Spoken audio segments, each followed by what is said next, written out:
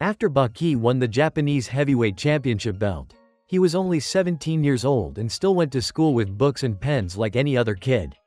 Of course, every school has its bullies who pick fights with others. He heard that Baki had transferred in without greeting him, so he planned to teach Baki some manners. But when they saw Baki's incredibly cool expression, the three of them could only tremble in fear. Seeing that, Baki quietly returned to class and wondered if anyone dared to fight him. Tokugawa paid a visit to Baki's school. He came to inform him about 5 death row inmates who had escaped. And all of them were heading to Tokyo to find the strongest fighter. First was the death row inmate named Dorian. On the day of his execution he still followed legal procedures. It seemed everything would go smoothly. But suddenly he sprang up and wiped out all the guards. And the prison was shaken by this savage act. At another prison, a death row inmate named Doyle was seated in the electric chair. The warden executed him with 100.000 volts of electricity, thinking he had died from the shock. But unexpectedly Doyle stood up and quickly took everyone down. Elsewhere, in a prison in Russia with ballistic missile facilities, a death row inmate named Sikorsky climbed a metal wall hundreds of meters high. He left no trace behind. Although the military sent troops to search, they still couldn't stop or capture him. Next was a death row inmate named Speck, extremely dangerous and locked inside a cell. When the warden came to inspect, he was so frightened he nearly lost his pants, because he saw that Speck was no longer in the cell. Meanwhile, another inmate named Yanagi was calmly practicing calligraphy, because he was a master poison user. He was isolated behind a special type of glass. 2 guards were terrified when they saw him approach. Yanagi used a bit of his skill, just to show off to them, and one foolish guard shot and shattered the glass tank, sealing his fate instantly. Although these 5 inmates had no connection to each other, they shared the same goal, to find the strongest fighter. Of course, they wanted to know what defeat felt like. While danger was drawing near, suddenly the 3 guys at school called their seniors over, clearly wanting help to defeat Baki. Followed by flashy displays of skill to prepare for battle. They agreed to send a chubby representative to invite Baki to the park for a martial arts exchange. Baki found it interesting and accepted. At the park both sides officially met. One of them approached Baki holding a knife. But as he was about to attack, he sensed danger and stopped. Another threw a chain weapon at Baki, showing impressive technique, but it was still far slower than Baki's speed. Another rushed in with a professional knife attack, then realized the knife was gone. It was now in Baki's hand, leaving everyone shocked and afraid. Suddenly a death row inmate appeared, the first to find Baki. He displayed his madness by injuring himself. He desperately wanted to fight Baki. The 2 shook hands just to add some drama. And the main event was a kick straight into Baki's stomach. Afterward he slammed Baki to the ground, repeatedly stomping him and driving him deep into the earth. Just then the police arrived at the scene. But Speck said today was only a greeting gift. He hoped for an official fight with Baki later, and didn't forget to give him one more kick to the face. Meanwhile the police urgently planned to capture these dangerous inmates. While the captain was using the restroom he noticed someone beside him. It turned out to be Speck casually relieving himself. He even bought buns for the captain. But that kindness turned cruel when the captain kicked him. So Speck shoved all the buns into the captain's mouth. Inside a martial arts training hall, Retsu sparred with Katsumi. They had a beautiful exchange with flying kicks, amazing the students with admiration. They kept chatting about preserving martial arts culture. When suddenly Dorian walked in looking for Doppo to challenge. But Katsumi told him to take off his shoes first. Dorian complied without hesitation and tossed them aside. And instantly a kick flew in. Although he did not intend to act that way. But seeing Katsumi's rudeness, he decided to teach him a lesson. Katsumi countered the attack and quickly drove his knee into Dorian's face. But unexpectedly Dorian played dirty and retaliated with a plank throw. Then Dorian lost interest and chose to leave. But things weren't that easy when it came to Retsu. Dorian acted frightened and burst into tears. Then pulled another dirty trick that forced Retsu to react immediately. Not wanting trouble, Dorian took out some liquor and drank a bit. Then he used another dirty move, breathing fire with the alcohol to escape. Retsu was furious that he dared to cause chaos in the dojo. Meanwhile Tokugawa was recruiting fighters for his tournament. The arrogance of a newly famous fighter prompted Sikorsky to check on him. Sikorsky didn't waste words and immediately taught the arrogant man some manners. Sikorsky wanted to warn Tokugawa, because he hadn't been invited to participate in the tournament. The paramedics arrived and rushed the rising fighter to the hospital. But Igari felt irritated and punched Sikorsky directly. Yet no matter how Igari punched, it was like hitting solid rock. Sikorsky figured Igari also wanted a ride in the ambulance. So he kicked him hard and sent him flying into the vehicle. Sikorsky then added a few more scars to Igari's face. Tokugawa witnessed this and was terrified by the scene. So he brought Sikorsky to his arena. Surprisingly, the other 4 death row inmates had gathered there as well. Naturally, the 5 wanted Tokugawa to find Japan's strongest fighters to challenge. Even more surprising, Baki and the top masters had also arrived. Both sides went over the rules of a 5-on-5 match. But this time it was different. Fights didn't have to take place in an arena. Because they could battle any opponent they wanted. Anywhere could become a battlefield. In short, if they met, they could fight, regardless of where they were or what they were doing. Doppo was very interested in Dorian, because he had dared to disrupt his dojo before. Doppo quickly threw a basket into Dorian's face, and instantly followed with a kick to his head. But Dorian used his flame-breathing trick to burn Doppo. Luckily, Doppo had his own secret technique to block the flames. Dorian continued using dirty tricks against him, causing Doppo's hand to be cleanly severed. To him, modern martial arts weren't just about muscle power, but also about mastering science and technology. Dorian believed combining all of that would terrify opponents. He even praised Doppo. Although he had lost his hand, Doppo used internal power to stop the bleeding in his arm. Then astonishingly, that severed hand struck Dorian's face spectacularly. Afterward, both of them disappeared without a trace. Meanwhile, Baki was walking with the landlord's daughter. They were strolling through the streets on a date. Suddenly some thugs tried to extort them. With his cool composure, Baki knocked one down and fixed his clothes. The whole group didn't dare act after witnessing that. Night fell and the two shared intimacy together. Holding hands, Baki confessed sweet words and gave her a gentle kiss. But just as things got romantic, Spec showed up to ruin it. Fortunately, Hanayama stepped in to help. Hanayama and Spec agreed to meet at an open lot to spar. Spec attacked first. Hanayama didn't say much and simply displayed his muscles.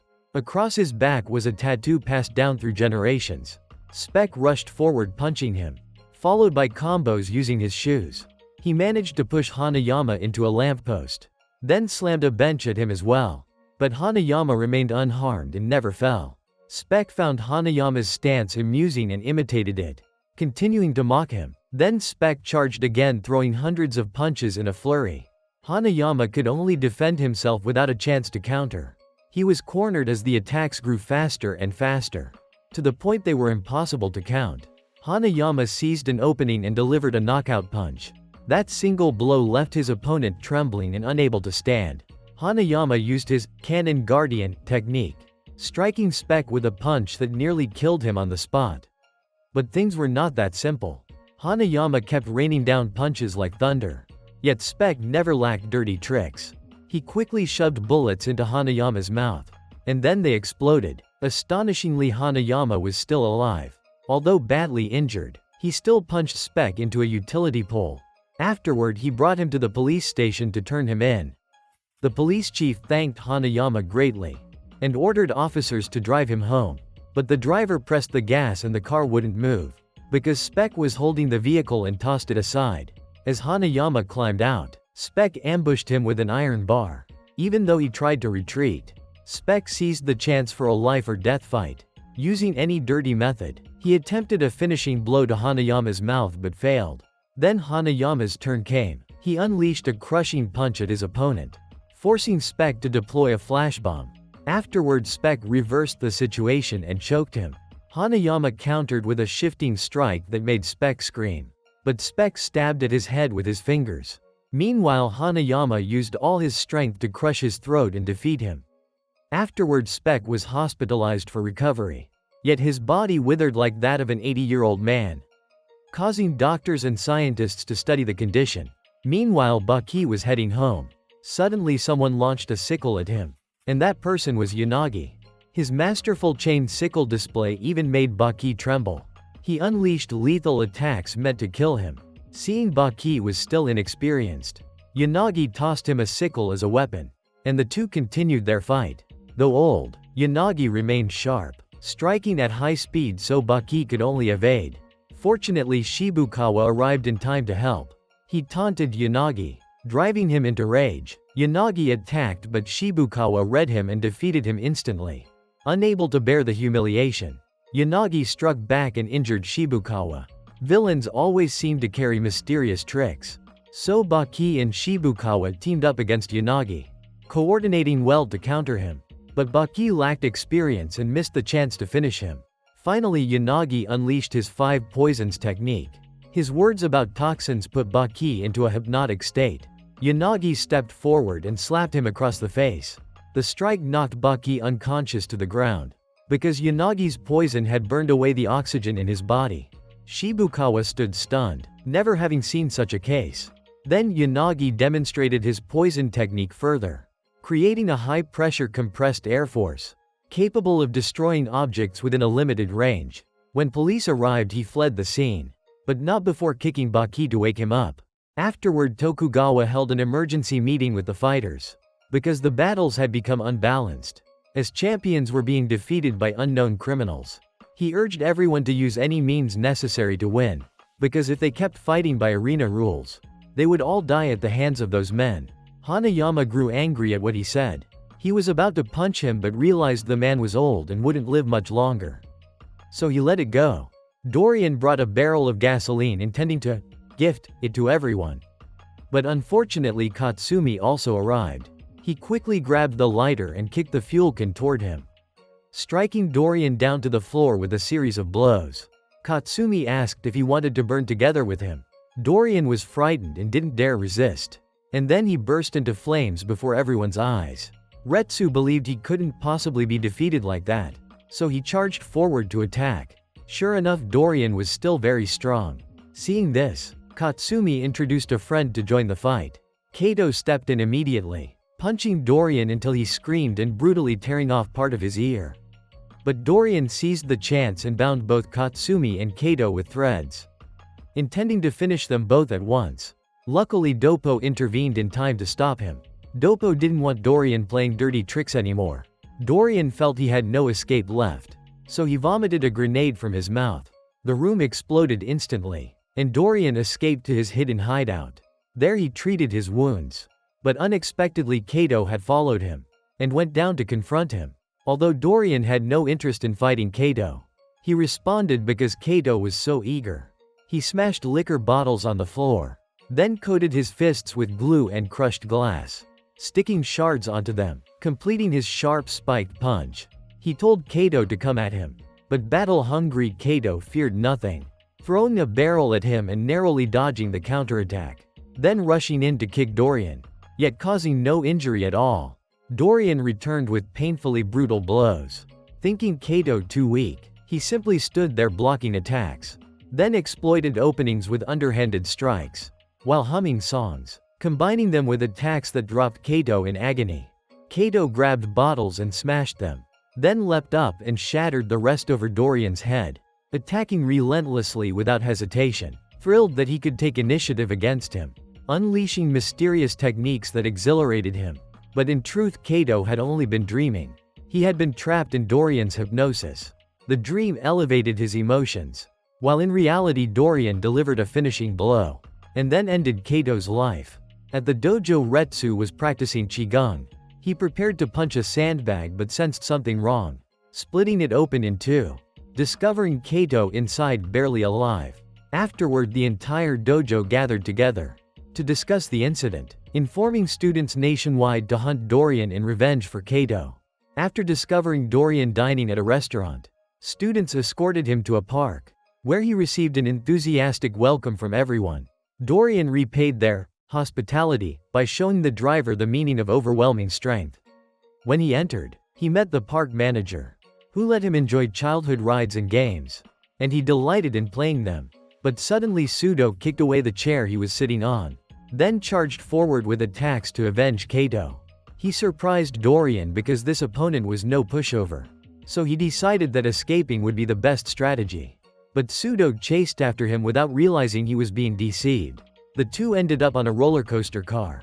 Pseudo began to feel afraid since he was used to fighting on the ground. Never in conditions this difficult. Dorian took advantage and lunged in to choke him. Thinking Pseudo was weak, he toyed with him. Pseudo recalled Doppo teaching him about balance, and successfully applied it to stand firm on the moving car. He felt exhilarated turning the tables on Dorian.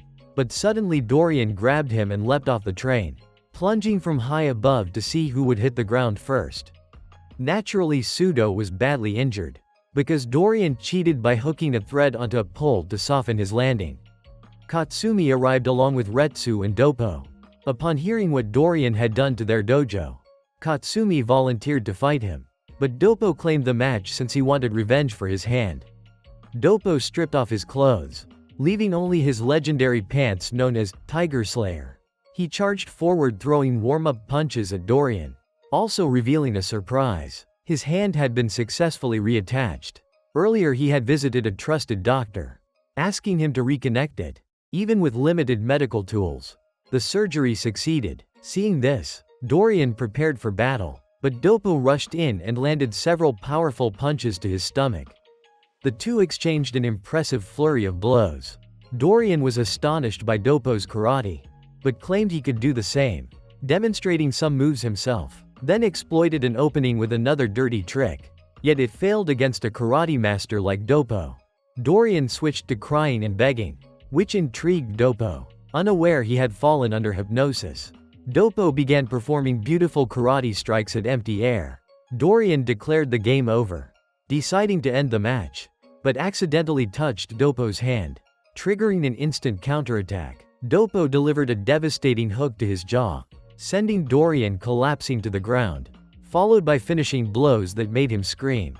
Although Dorian tried to counter, it was meaningless. He used a hidden weapon to strike Doppo, but it was blocked, leaving him in pain. Doppo continued displaying superior karate mastery, unleashing powerful blows as if to shatter him, followed by another hook.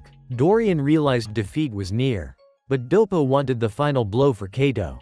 Though he was severely injured, in a wheelchair and under care, his fighting spirit pushed him to rise. It seemed the end would come easily.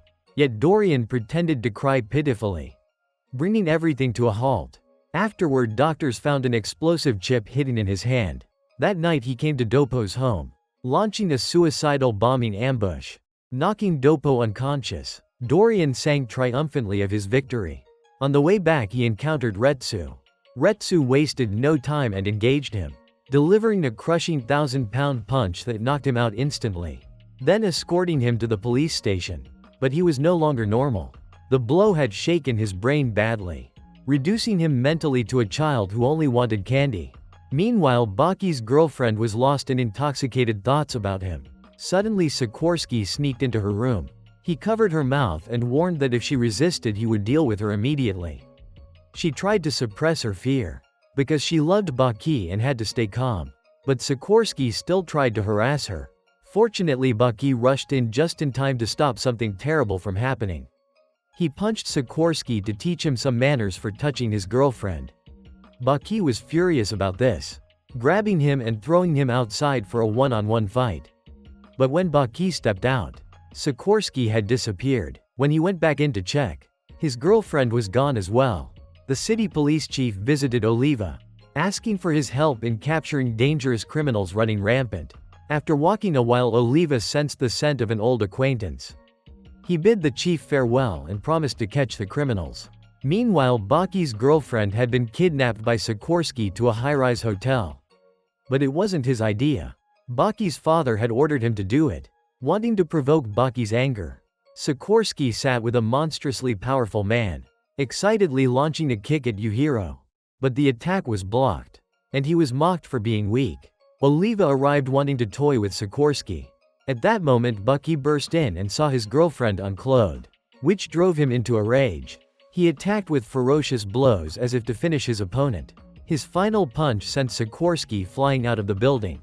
Oliva insulted him, causing Baki to turn and punch him as well. Fueled by anger, he feared no one, but he realized his attacks had no effect. Suddenly Sikorsky returned and resumed fighting Baki. The two clashed without mercy. But when police arrived, Sikorsky fled. Baki wouldn't let it end like this. Since Sikorsky had kidnapped his girlfriend, he went straight to Sikorsky's hideout, ready to continue their unfinished fight. Sikorsky hadn't even finished putting on his pants, yet he started fighting anyway to warm up. Indeed, fighting over a girl made them both reckless and fast. Baki unleashed a barrage of punches that stunned him, adding a direct blow to a vital spot that left Sikorsky reeling. Oliva appeared again, boasting. Baki's pride flared and he struck him again. Oliva explained he was hunting Sikorsky. Hearing that, Sikorsky got up and attacked him. His attacks were meaningless against Oliva. Oliva simply flexed his muscles and punched him, sending him flying outside unclothed. Oliva thus captured the first escaped convict for the chief. Afterward, he searched police files for the second convict. A policewoman brought him coffee. But after drinking, he sensed something odd. Of course, Dolly had disguised himself as an officer, striking Oliva, injuring him. Yet Oliva was delighted his prey came willingly. Suddenly his wound was poisoned. Dolly delivered a powerful blow, which snapped Oliva back to alertness.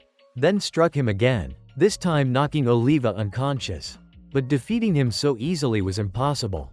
Oliva grabbed Dolly's leg and slammed him down. Dolly could only endure against such strength. When Oliva seized him, he was cut by razor blades on the collar. Dolly stabbed him with a dagger and kicked him 100 times. Yet such attacks meant little to Oliva. The police chief and Shibukawa arrived. The two only saw the chaotic aftermath of the fight. Dolly escaped through the ventilation route and got away. Meanwhile, the Shinshinkai dojo witnessed Koso's performance firsthand. All the members were surprised, because the art of jujutsu can cut objects using only fingers. He came here with the goal of defeating the death row inmate Dolly. At the same time, Dolly was checking his weapons. This made Captain Stridham feel afraid. He knew those weapons could cause damage to opponents. Not only that, Dolly even demonstrated the power of his punches to him. But surprisingly, Koso arrived to meet Dolly soon after. Of course, he came to challenge Dolly. As soon as he finished speaking, he immediately struck Dolly. That blow made him struggle to breathe. The reason was that Koso's attack was extremely strong. After that, although Dolly used his secret weapon, he still took a crushing elbow strike from Koso. Then came the piercing finger strike using 4 of his fingers. Dolly tried a trick by pretending to shake hands and activated his steel punch. This attack caused pain to Koso's mouth. This time Dolly activated all the weapon functions in his body. Koso trembled upon witnessing it. As he rushed in to punch, he was hit by a bomb and collapsed to the ground. Captain Stridham shook his head at Dolly's dirty tactics. He didn't expect Dolly to resort to any means just to win. Meanwhile, Baki was making progress with his girlfriend. One night while he was sleeping, she entered his room and hugged him. The warmth of skin contact made Baki extremely uncomfortable. Just as it seemed they might share intimacy, his father suddenly arrived, truly a master of ruining tense moments like that.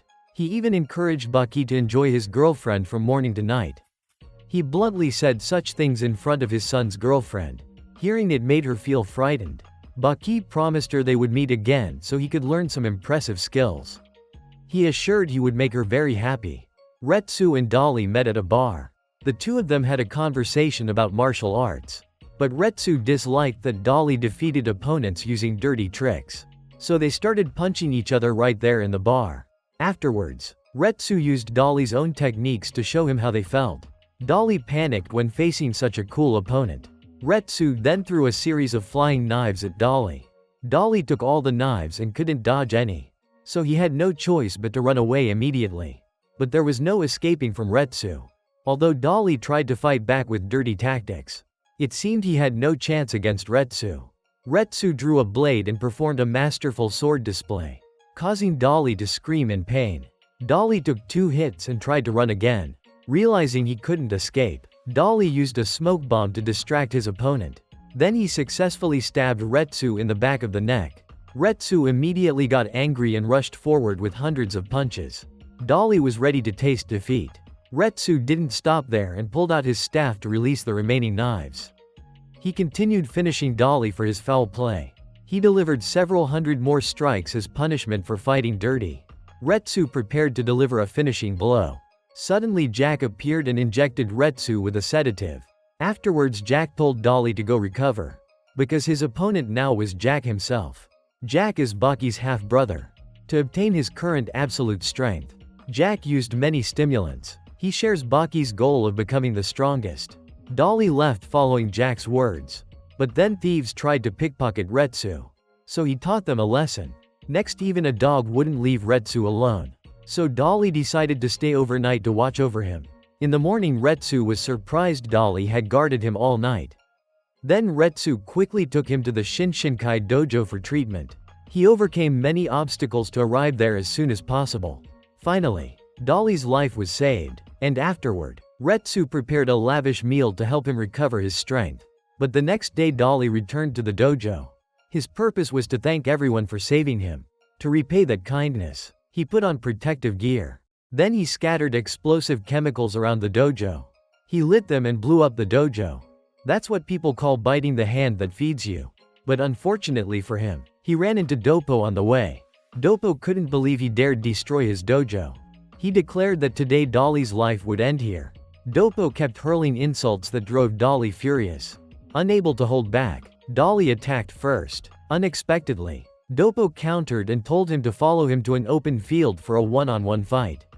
There, Doppo allowed him to use his secret weapons. Dolly angrily charged and again, Doppo unleashed karate strikes, landing hundreds of punches that knocked Dolly unconscious. When he woke up, Dolly was back inside the Shinshinkai dojo. This time he faced Katsumi. Although he had second-degree burns from the explosion, his limbs were still strong enough to fight. Katsumi rushed forward and kicked Dolly unconscious again. The fight kept repeating every time Dolly woke up. Since it was the final match, he was given a mercy meal. After eating, both prepared to continue the fight. Dolly couldn't resist, so Katsumi finished him with a final punch. Afterwards he called a doctor to save him and left. The next day Dolly sought out Katsumi to thank him and accept defeat. Meanwhile, Baki's girlfriend eagerly awaited a passionate reunion. She arranged to meet him that day. After reading her letter, Baki ran off to find her. The moment was perfect as both desired intimacy. Unable to wait any longer, they embraced passionately. Their hearts were filled with excitement together. At last, young Baki experienced his first time. They spent days together from morning to night, neglecting food and drink. Afterwards they planned to go eat and recover their strength. Suddenly Yanagi appeared to challenge Baki. Unfortunately for him, Baki was overflowing with newfound energy. They agreed to settle the fight in an open area. Baki attacked first. His strikes were extremely dangerous, leaving Yanagi shocked and surprised. This was the vigor of youth stepping into adulthood. But Yanagi's counterattacks were sharp and formidable. Baki took a painful hit. Yanagi pressed the advantage with several more blows. But Baki recognized the technique and imitated it, landing a bone-piercing punch on Yanagi. Both exchanged that technique back and forth. Yanagi couldn't endure and fell down. As Baki prepared to finish the fight, Sikorsky rushed in to help Yanagi. Since Baki was now much stronger, he faced them both. The two trembled and hesitated to attack him. Baki threw Sikorsky into Yanagi, then grabbed them both and struck them again. Yanagi couldn't understand why his poison attacks didn't affect Baki. Baki continued attacking to end the battle. Hanayama had been watching the fight. He guessed Baki had gained newfound strength after losing his innocence. Baki had matured into a young man. He carried his girlfriend home to continue their affection together. Hanayama refused to fight Yanagi and Sikorsky. This humiliated Yanagi greatly. Meanwhile, Katsumi escorted Dolly to the harbor to leave. Dolly suddenly asked to spend a short time learning karate. Katsumi agreed to teach him as requested. Their bond grew stronger. Afterwards Katsumi had to return home. Dolly stayed waiting for the ship at the dock. Yanagi appeared again, disgusted by their connection. Seeing Dolly as useless, he decided to eliminate him. Yanagi punched one of Dolly's eyes, blinding his remaining eye. Dolly panicked and activated all of his weapons. Yanagi used his cord to wrap around and choke him, then struck him, sending Dolly falling onto the ship. Just as Dolly climbed back up, Yanagi delivered a finishing judgment strike. but Dolly's hardened arm chipped Yanagi's blade. Realizing things were hopeless, Dolly let go and fell into the sea. Meanwhile, Sikorsky encountered Jack. The two fought inside a restroom. Jack attacked first, but Sikorsky used his advantage to counter. However, the gap in strength and size was too great, and Jack overwhelmed him. Afterwards, they had a tactical standoff in a public phone booth. Despite the cramped space, both could still strike. Sikorsky used his smaller frame to unleash rapid punches, leaving Jack to endure the assault. Furious, Jack used a gravity-like punch that launched the booth into the air. Each strike made the phone booth flip over. When Jack stepped out, everything had settled. Sikorsky was then taken by car to an arena. There he would fight as a proper martial artist. Thousands of spectators awaited their match. Jack removed his clothes to begin round 2. Sikorsky charged and attacked first. His relentless offense caused pain to his opponent. But despite his effort, Jack's overwhelming power prevailed. Sikorsky was thrown away like a toy. He resorted to dirty tactics again. Before he could act, Jack kicked him into the stands. Sikorsky grabbed weapons from the audience area to fight back, yet they had no effect on Jack's body. He then fired a nail toward Jack's head. Surprisingly, Jack caught the nail in his mouth with his teeth. Sikorsky wondered if he was even human. Seeing Sikorsky as too weak, Jack sent in his partner instead. This angered the spectators. They doubted whether this fighter matched Jack's strength. Gaia demonstrated his lion's roar, shaking the arena. The crowd fell silent in shock. Gaia showed Sikorsky some tools he carried, but promised not to use them. Instead, he relied on other methods. He mixed pebbles into sand to attack. When thrown, Sikorsky screamed under the impact. He endured consecutive hits without resisting. Gaia then kicked sand into the air, creating a thick cloud of dust. Gaia concealed himself completely within it, leaving Sikorsky disoriented and unaware of his location. Camouflaged in the sand, Gaia struck again. Sikorsky couldn't defend properly. Gaia embodied fear for his opponent, delivering psychological pressure that haunted him. Facing the next strike, Sikorsky felt overwhelming terror. He broke down and begged for mercy. Elsewhere, Yanagi was challenged by the fighter Motobi. Though little was known about Motobi, Yanagi feared no one. Motobi rushed forward and threw a sword at his leg, then used a chain to sweep him down. As Yanagi lifted his head, he was struck again. Yanagi drew his sickle weapon in response. While he displayed his technique, Motobi suddenly left. Confused, Yanagi didn't understand. Suddenly Motobi grabbed him and slammed him into metal bars. Yanagi attempted to use his poisonous hand. Before acting, Motobi leapt and struck him down. Motobi drew his sword and demanded surrender. Unexpectedly, Yujiro arrived to watch. Motobi recklessly pointed his blade at Yujiro. Yujiro snapped the sword in demonstration. Motobi froze in shock. Yujiro told Yanagi to accept defeat, but Yanagi stubbornly refused. Enraged, Yujiro delivered a thunderous punch. As for Dolly, he survived and hid in a cave after falling into the sea.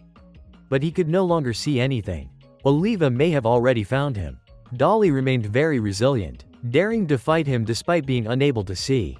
Oliva examined his eye and realized it had been poisoned. Oliva immediately drove a knee into Dolly. The prisoners' year-long challenge had come to an end. All 5 of them met bitter endings at the hands of Japan's top masters. Alli paid a visit to Yujiro. He wished to carry on his father's boxing legacy, so the two exchanged some light sparring. This greatly pleased Yujiro. He felt his friend's son had real spirit. As Alli threw a strike, his glove flew off. Just one kick from Yujiro made him break into a sweat. Yujiro then performed an even more impressive technique. It was a move where he laid down and observed the opponent's motion. He once used it against Alli's father. The technique left opponents unsure how to respond. Now Alli experienced it firsthand. Yet Alli refused to counter such techniques. Instead, he insulted Yujiro by claiming victory, saying Yujiro lost because he lay down voluntarily. Yujiro was shocked at the boy's bold disrespect. He warned not to cross paths again, otherwise Alli would taste consequences. To enter the Great Arena Tournament, Alli had to prove himself before the Balin faction. There he tested his strength against their disciples. His overweight opponent repeated an old trick of collapsing on the ground. Alli sat down and responded with continuous kicks. But the tactic was too familiar to him. The opponent took successive knockout punches. Alli delivered a final finishing blow. He performed well and was accepted into the tournament. Then the century-held event officially began. Masters from 12 factions participated. The legendary champion also joined. At 145 years old, he entered to heighten the drama. The committee invited 3 additional fighters this year. Alli from the United States, the monster Yujiro, and of course the protagonist Baki. Next came the match pairings. Ryu was matched against Yujiro. Unaware of Yuhiro's monstrous strength, officials required a preliminary test. He had to shatter 40 roof tiles at once.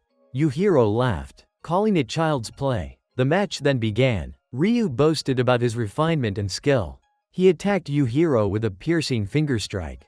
Unexpectedly, Yujiro grabbed his face, then slammed him onto the ground repeatedly. Ryu was carried away afterward. A disciple wanted to fight in his place, but Ryu stopped him. He attempted trickery against Yujiro. Unfortunately, he faced the strongest man alive. One knee strike from Yujiro ended everything. Backstage, Baki's girlfriend met Alli. She cried in worry for Baki's fight. In her vulnerability, Alli embraced her. He offered sweet, comforting words. The second match featured Alli against Joe. As it began, both charged forward. Joe struck first with his massive leg. Alli hit Joe in a vital spot. Joe hopped around in agony. He fought through pain and counterattacked, but couldn't touch Alli. A small opening let Alli retaliate. Joe collapsed unconscious. Victory went to Alli. Meanwhile, Baki trained intensely despite his lean body. His girlfriend cried in worry. Unable to help, the third preliminary match continued. Baki faced Lee, known for his poisonous hand. Baki initiated with a kick. His leg was poisoned. He bit the wound and sucked out the tainted blood.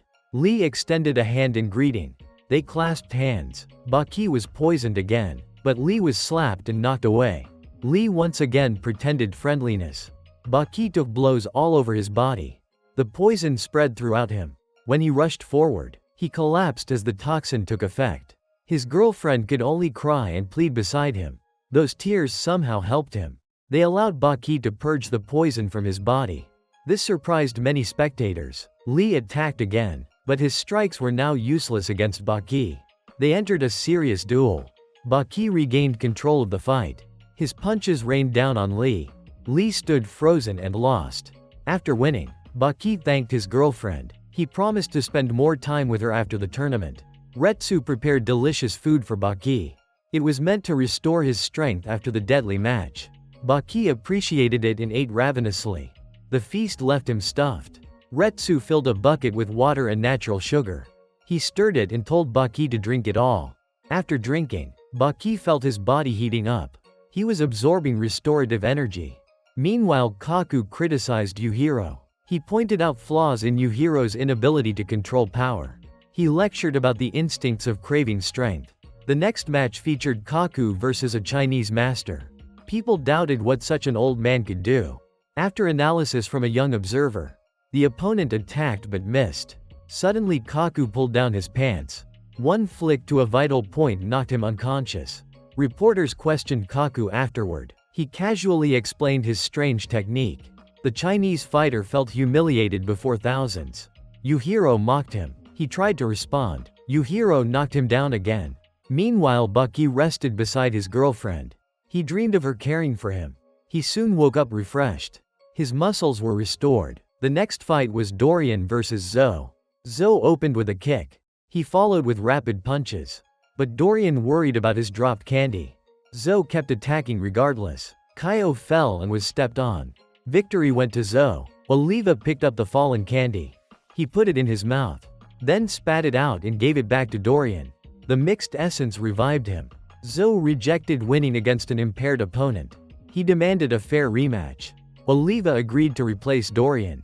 Officials approved the request. The crowd would witness Oliva's strength. Zoe boasted about his iron-like body. He claimed it earned his Sea King title. He let Oliva attack first. Foolishly, Oliva didn't punch. He simply crushed him. Next came Jayaku versus Jin. Jayaku rushed forward and was knocked down. Jin struck again with an elbow. Jayaku realized he couldn't win. He offered recruitment with a 1 billion yen incentive. Jin hesitated, thinking of his low pay. Jayaku seized the chance to tempt him. Meanwhile, Retsu trained Chi for hours. He prepared for his next match. Retsu fought Sun. Sun bragged about finger strength.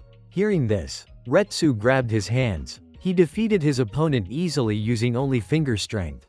A light touch afterward knocked the opponent out instantly. Kaku then ordered the fighters to regroup. He refused to let foreigners claim the emperor title. He stripped 3 useless sea kings of their martial status. Then he brought 2 masters into his team. One was his son, and the other was his son's friend. They decided to unite as one group. Retsu informed Baki's group of the change. As a Chinese fighter, he said tradition must be followed. The match would now be 5-on-5 as arranged by Kaku. Yujiro found this amusing and accepted. He still resented Kaku for insulting him earlier. Yujiro's team resolved to defeat them. Oliva prepared for his match. When he entered, the crowd grew excited, but seeing John made the atmosphere tense. Oliva approached and threw a punch. From John's calm attitude, Oliva sensed deep skill. A lightning strike from John injured Oliva. John's cool composure kept landing hits. His attacks came at blinding speed. Yet he maintained a composed demeanor. Oliva liked the style and tried to imitate it. But his hand awkwardly slipped into his underwear. John pulled it away and struck him for copying.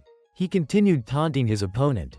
Oliva stayed silent, unsure what to say. He flexed his muscles. He prepared a devastating direct blow. John suddenly countered with lethal strikes that knocked him down. Spectators admired John's cool decisiveness. His movements were too fast to defend against. But Oliva's massive physique endured the damage. John attacked again in a furious barrage. The blows were too fast to count.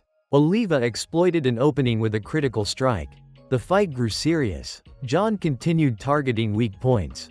He kept kicking to control distance. Oliva began allowing attacks to land. He retaliated with a crushing headbutt. John tried to counter but failed. He noticed his fingers were shattered. Oliva seized the chance for another headbutt. John struggled to resist but couldn't. Victory went to Oliva. Kaku was disappointed by the loss. He planned to fight the remaining 4 matches alone. But his son insisted on taking the next bout.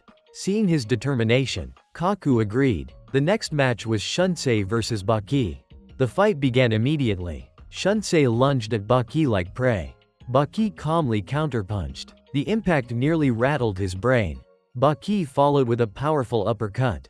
Shunsei then took a kick and collapsed in under 2 seconds. Yaku prepared mentally to fight Retsu. They had known each other before. Kaku reminded Retsu he must win. Otherwise the team would be eliminated. Yaku used a dirty tactic by offering a handshake. He tried to ambush Retsu immediately. Retsu anticipated it and threw him away. The crowd protested the foul play. Yet Yaku approached for another handshake. His weak internal power couldn't overcome Retsu. Even so, Retsu avoided seriously hurting his acquaintance. Suddenly Yaku shamelessly tried again. He still came over to ask for a handshake with his opponent for the 3rd time. Retsu accepted the proposal for the 3rd time as well. But this time, things were different. Retsu took the initiative and used that moment to land a series of punches on Yaku. Yaku managed to turn the situation around by throwing his opponent off balance. He pulled off an armlock move that left Retsu astonished.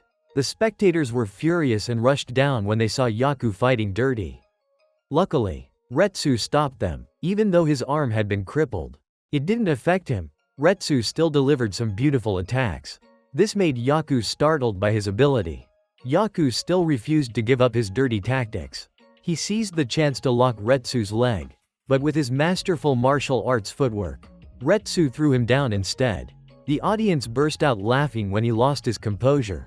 He stood up again and used another friendly handshake gesture with Retsu. Retsu went along with it and accepted his request. Something unexpected happened. Yaku suddenly reset Retsu's wrist joint. But Retsu responded with a series of impressive strikes. Retsu unleashed many consecutive punches on Yaku. Those finishing blows showed he was a true martial artist. Yaku tried to counterattack, but it didn't work. He was hit by a finishing strike from Retsu that nearly broke his spine. Although his endurance had limits, his dirty tricks were endless. Yaku slammed his head backward into his opponent. This made Retsu furious and charge in. He delivered countless rapid strikes. Yaku could only stand there and take them. After punching for a while, Retsu grew tired, so he switched to pressing acupoints on Yaku. That pressure made Yaku stand back up. Then Retsu threw a direct punch to Yaku's face. The match officially ended. The winner of the match was Retsu.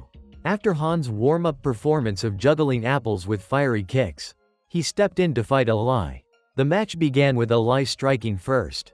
But Han wanted to show Alli more of his kicking techniques. The continuous damaging kicks made his opponent tremble. However, once they engaged in close combat, Alli had the advantage. He kept gaining the upper hand over Han, and Han fell. It seemed Han might get back up to continue fighting. But Alli sensed the fear and turned away. Han collapsed, and victory went to the boxer Alli. After the matches, Yujiro's team had secured 3 wins. Kaku's team no longer had a chance of victory. The 3-1 score across 5 rounds left the spectators hopeless. At that moment, Yujiro spoke, saying the titles of Sea King and Sea Emperor were meaningless honors. His words disappointed everyone in traditional martial arts. Emperor Kaku stepped forward to restore the crowd's morale. He made an entrance by tossing away his wheelchair, showing off his condition and spirit. Yujiro responded calmly. Yujiro invited him to sit and take a stroll. The two had a friendly conversation. Yujiro wanted to know about his journey towards strength. Kaku said he had endured countless hardships in training. He once possessed unmatched muscular strength. Then he met a true martial arts master. That man defeated him before he could react. From that day on, Kaku realized muscles weren't the ultimate power. He trained day and night. He abandoned his heavy muscles over time to reach where he is today.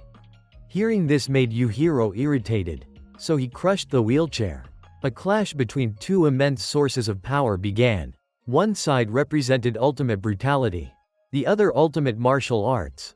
Yujiro attacked first, but Kaku used his Shaori technique to evade the strike. Even though he took blows strong enough to shatter a jaw, Kaku used softness to overcome hardness.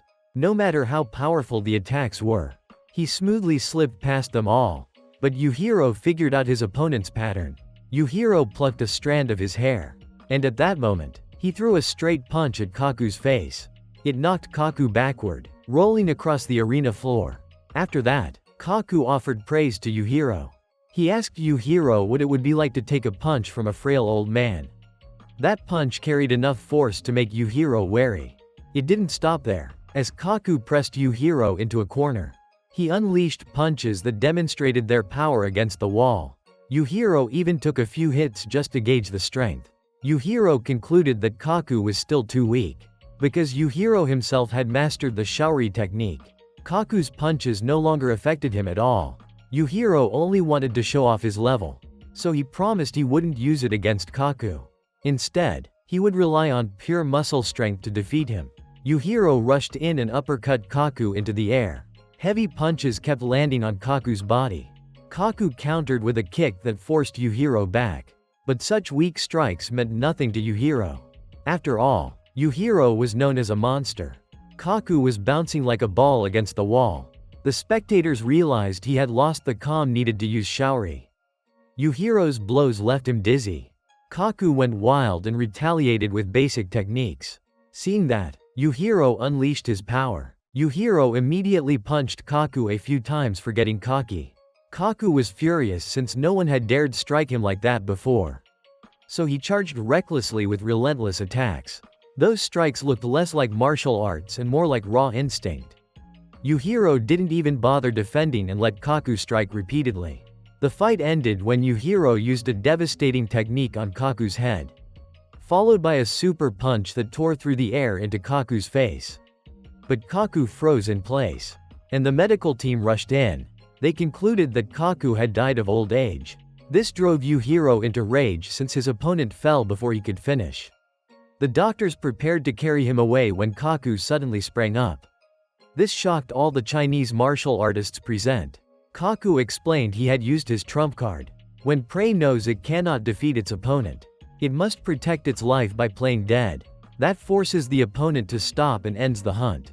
But it also means the match has no winner. even after explaining himself hoarsely. No one believed he was alive. Although the tournament sought a successor to the Sea Emperor title, the result remained unclear, and so the tournament came to a close. Yujiro, still irritated, examined the punch marks on the arena floor. Kaku appeared and praised Yujiro.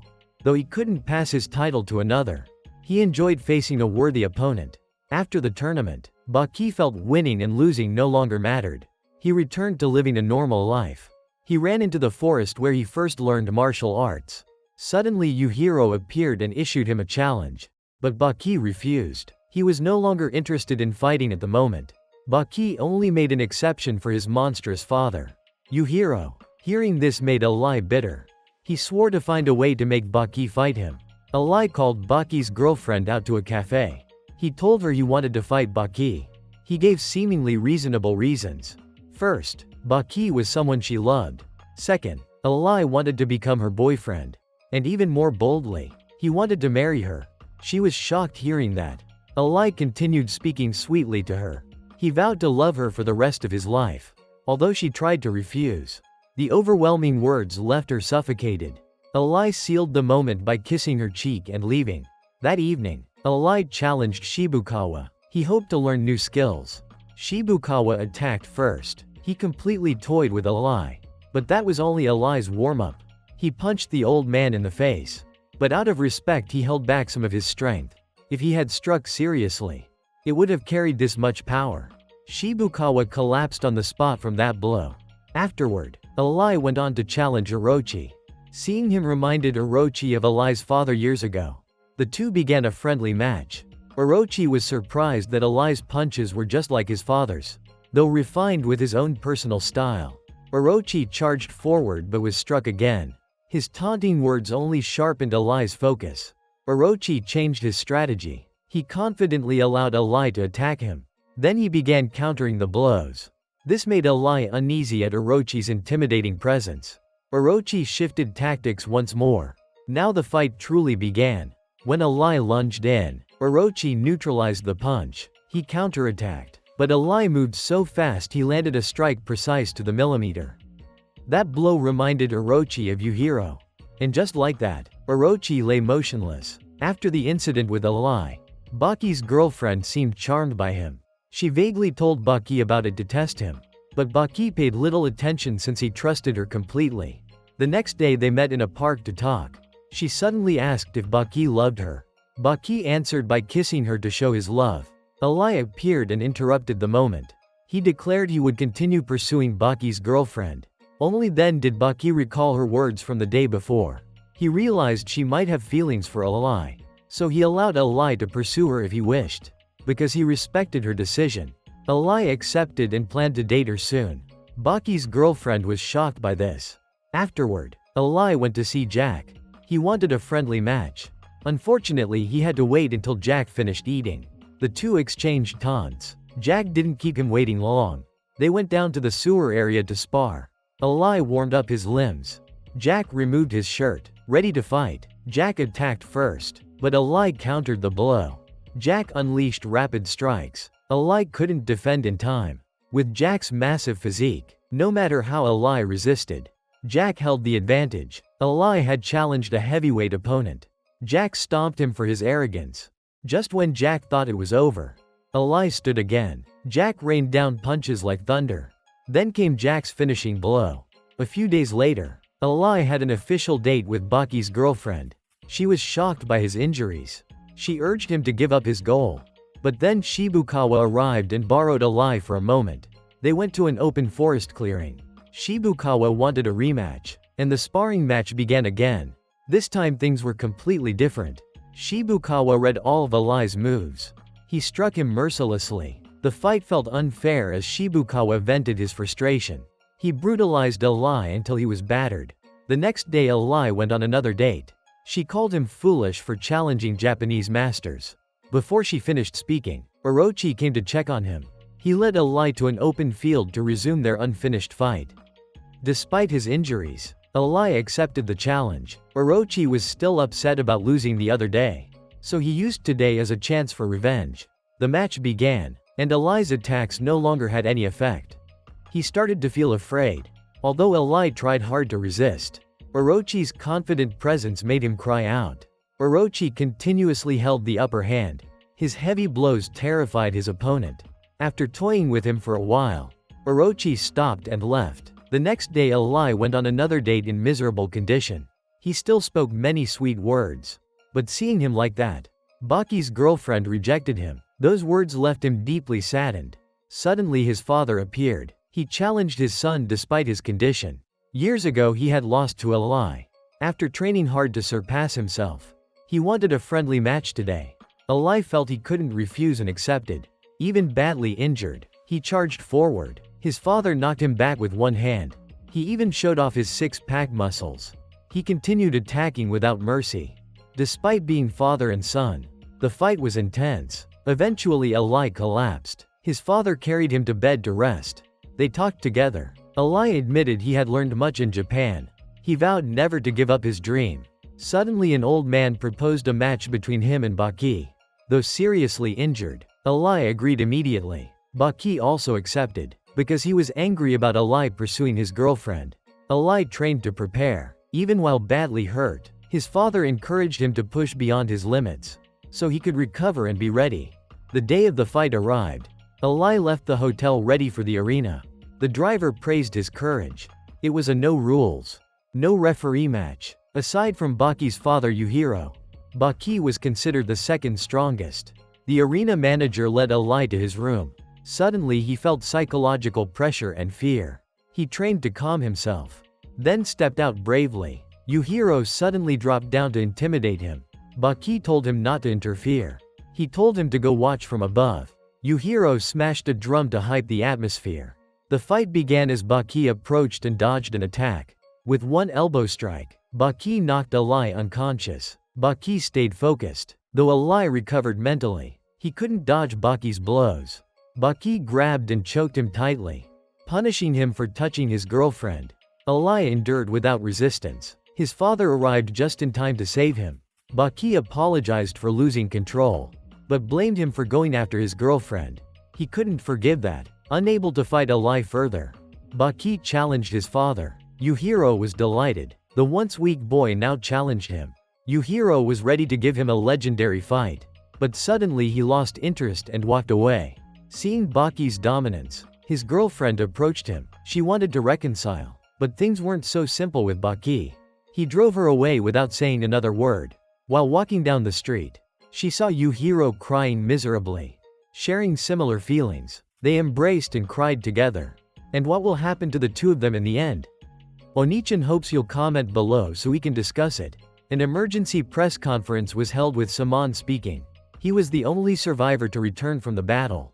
He led troops to destroy a giant mammoth elephant, but unfortunately his army was too weak to defeat it. When Saman was in danger, someone suddenly came to help. That person alone defeated the mammoth with bare hands. The media didn't believe his story. Saman angrily left in silence. Elsewhere, some foolish kids dared each other to find the strongest fighter. One boy carrying a fruit knife boldly approached some thugs. They laughed at his foolishness. They told him to meet the strongest at the riverbank. As promised, the boy met Baki. His face went pale at the sight of him. Baki didn't say much. He stripped off his clothes. The boy trembled, unable to speak. He thought this would be his last day alive. Baki lightly smacked him with his arm. Judging by his reaction, it hurt badly. Luckily the water nearby was shallow. From enemies, they became friends. Captain Stridham met Baki. He reported that Baki's father killed the giant mammoth, meaning he accepted Baki's challenge. Baki returned home with the boy. Chatting about training, he demonstrated martial arts techniques. He introduced basic shadowboxing, imagining an opponent in front of him. His punches cut the air like real strikes. His battle with empty air was intense. Suddenly his imagination created champion Michael. Baki took hits from this imagined heavyweight opponent. The kids couldn't understand what he was doing. They just saw him waving around alone. They were shocked when his acting reached such realism, that he even got a nosebleed. His eyes were intensely focused. He delivered a decisive strike, making champion Michael vanish. Then Baki took the boy home. The walls were covered with insults toward him. But Baki trains anywhere. He brought the boy into his training room. Today he would train with a praying mantis. He had caught it earlier. Baki respected it as the king of insects. Tigers carry prey 4 times their weight. Insects can carry 8 times their weight home. Small insects possess immense strength. The mantis is a veteran warrior. If it weighed 100 kilos, it could hunt mammoths. Don't underestimate its size. After explaining, Baki imagined a giant mantis attacking him. His imagination was vivid enough to treat it as real. When he attacked, it locked him down. He struck its face with his knee. Though imaginary, it was fast. They exchanged blows evenly. The giant mantis battered him. Seeing a weakness, he attempted a choke, but it wasn't easy. It grabbed him, trying to devour him. Luckily Baki escaped. He struck its weak point. Despite its hard shell, he continued attacking and locked its neck. The mantis struggled and threw him into a table, even with his extraordinary imagination. The bleeding was real for Baki. He realized this mantis was difficult to defeat. When it lunged, Baki punched its throat. That was the mantis's weak point. Baki switched his stance to praying mantis kung fu. Long ago, the founder of martial arts discovered this style. A monk once watched a sparrow fight a mantis. It seemed the bird would eat it, but surprisingly the mantis won. From then on, the monk adopted the mantis's techniques. That is how praying mantis kung fu was born. Now Baki used it against his opponent. But things were not easy. The mantis countered his lethal attack. He struck its weak points until it trembled and vanished. He caught the tiny real mantis and put it in a box as a pet. Captain Stridham visited a top-class hotel to find Yujiro. There, Yujiro swam at 120 kilometers per hour. He swam non-stop with killer fish techniques. Then he leapt like a whale from the water. The two had a friendly talk. Stridham informed Yujiro about his son. Baki had trained successfully by defeating a giant mantis. Yujiro laughed madly. He couldn't believe Baki fought an imaginary mantis. No matter how strong imagination is, it cannot compare to a real giant mammoth. During a parade, the president appeared before the public. Suddenly he went missing. Baki had kidnapped him into a nearby restaurant. They negotiated, having committed a serious crime. Baki requested transfer to Arizona State Prison. He wanted to meet the most notorious inmate, Oliva. The president reluctantly agreed. Special forces arrested Baki. They followed procedures step by step. The court sentenced him and issued his inmate number. Everything happened quickly, and he arrived at Arizona prison. He followed the same rules as other inmates. The warden was shocked by his muscle stats. He explained that powerful criminals filled the place. Because Baki wanted to meet Oliva, the warden sent someone to guide him. After passing many security doors, he was amazed upon entering Oliva's residence. Oliva welcomed him warmly. He offered tea. They talked. Baki wanted to challenge him for experience. He was preparing to face his father, the strongest man alive. Oliva lectured him about proper progression. He couldn't just jump to fight the strongest prisoner. Not wanting to miss the chance, Baki suddenly punched him. Surprisingly, Oliva didn't retaliate. He told Baki to return to his cell and fight the second strongest inmate instead. Baki was moved to his cell.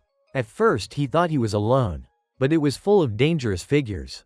Even champion Michael from his imagination was there. Michael warned he wasn't even top 10. An old man told everyone to be quiet and sleep. Next morning Baki thought a tall man was second strongest. He prepared to fight. Suddenly someone emerged from a barrel. That man was the second strongest inmate. Baki immediately challenged him. The others worried about Baki. At the most intense moment, they had to gather outside for a guard inspection. But unexpectedly only the top 2 inmate was allowed to move around freely. Not only that, he was even permitted to smoke. And the guard acted as if nothing had happened. Afterward all the prisoners moved to the dining hall. Guevaru noticed a guard replacing his gun, so he asked to take a look and flicked the mole off the man's forehead, leaving the guard standing frozen, not daring to react. Today a large man sat across from Guevaru. He spoke provocatively, challenging Guevaru. He even demonstrated his spoon-bending technique. Guevaru responded by playfully twisting the spoon with flexibility for him to see. This made the fat man furious and he flipped the dining table. He also wanted to fight the top 2 of this block, hoping to trade the incident for some freedom. Of course Guevaru agreed to grant his wish. Guevaru even handed him a gun and told him to pull the trigger. But just as he tried to fire, Guevaru kicked him in a vital spot. The fat man angrily accused Guevaru of fighting dirty. Afterward, Guevaru borrowed the gym room, so the two could have a sumo-style martial arts match. Other guards came in as well to watch out of curiosity. Guevaru acted foolish and hugged the fat man to begin the match. The fat man thought it would be easy. He tried lifting Guevaru up, but no matter how hard he tried, he couldn't raise him at all. Guevaru thought the man was exhausted, so he slapped his ear, then used a few strands of hair to rupture his eardrum. The match ended when the fat man could no longer fight. Guevaru quietly left and handed him over to the guards. A guard greeted the fat man again, then sent him off to meet his ancestors. Baki later met Guevaru, and learned he came to prison to challenge Oliva. But Baki provoked and insulted him with words. A guard rushed in and struck Baki with a baton.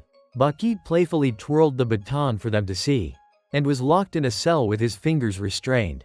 An old man sharing the cell thought he was foolish and brought him food. He also told Baki more about Guevaru. Guevaru was the boss of a large gang on a remote South American island. He once achieved many remarkable feats, stealing wealth from the rich to give to the poor. But over time the locals learned business from tourism. The gap in development and knowledge turned them into slaves to money. So Guevaru resolved once again to reclaim independence for the island, by teaching martial arts to its people, putting them through harsh training to resist modern weapons. After some time, Guevaru became the island's president, and formed his own secret special forces unit.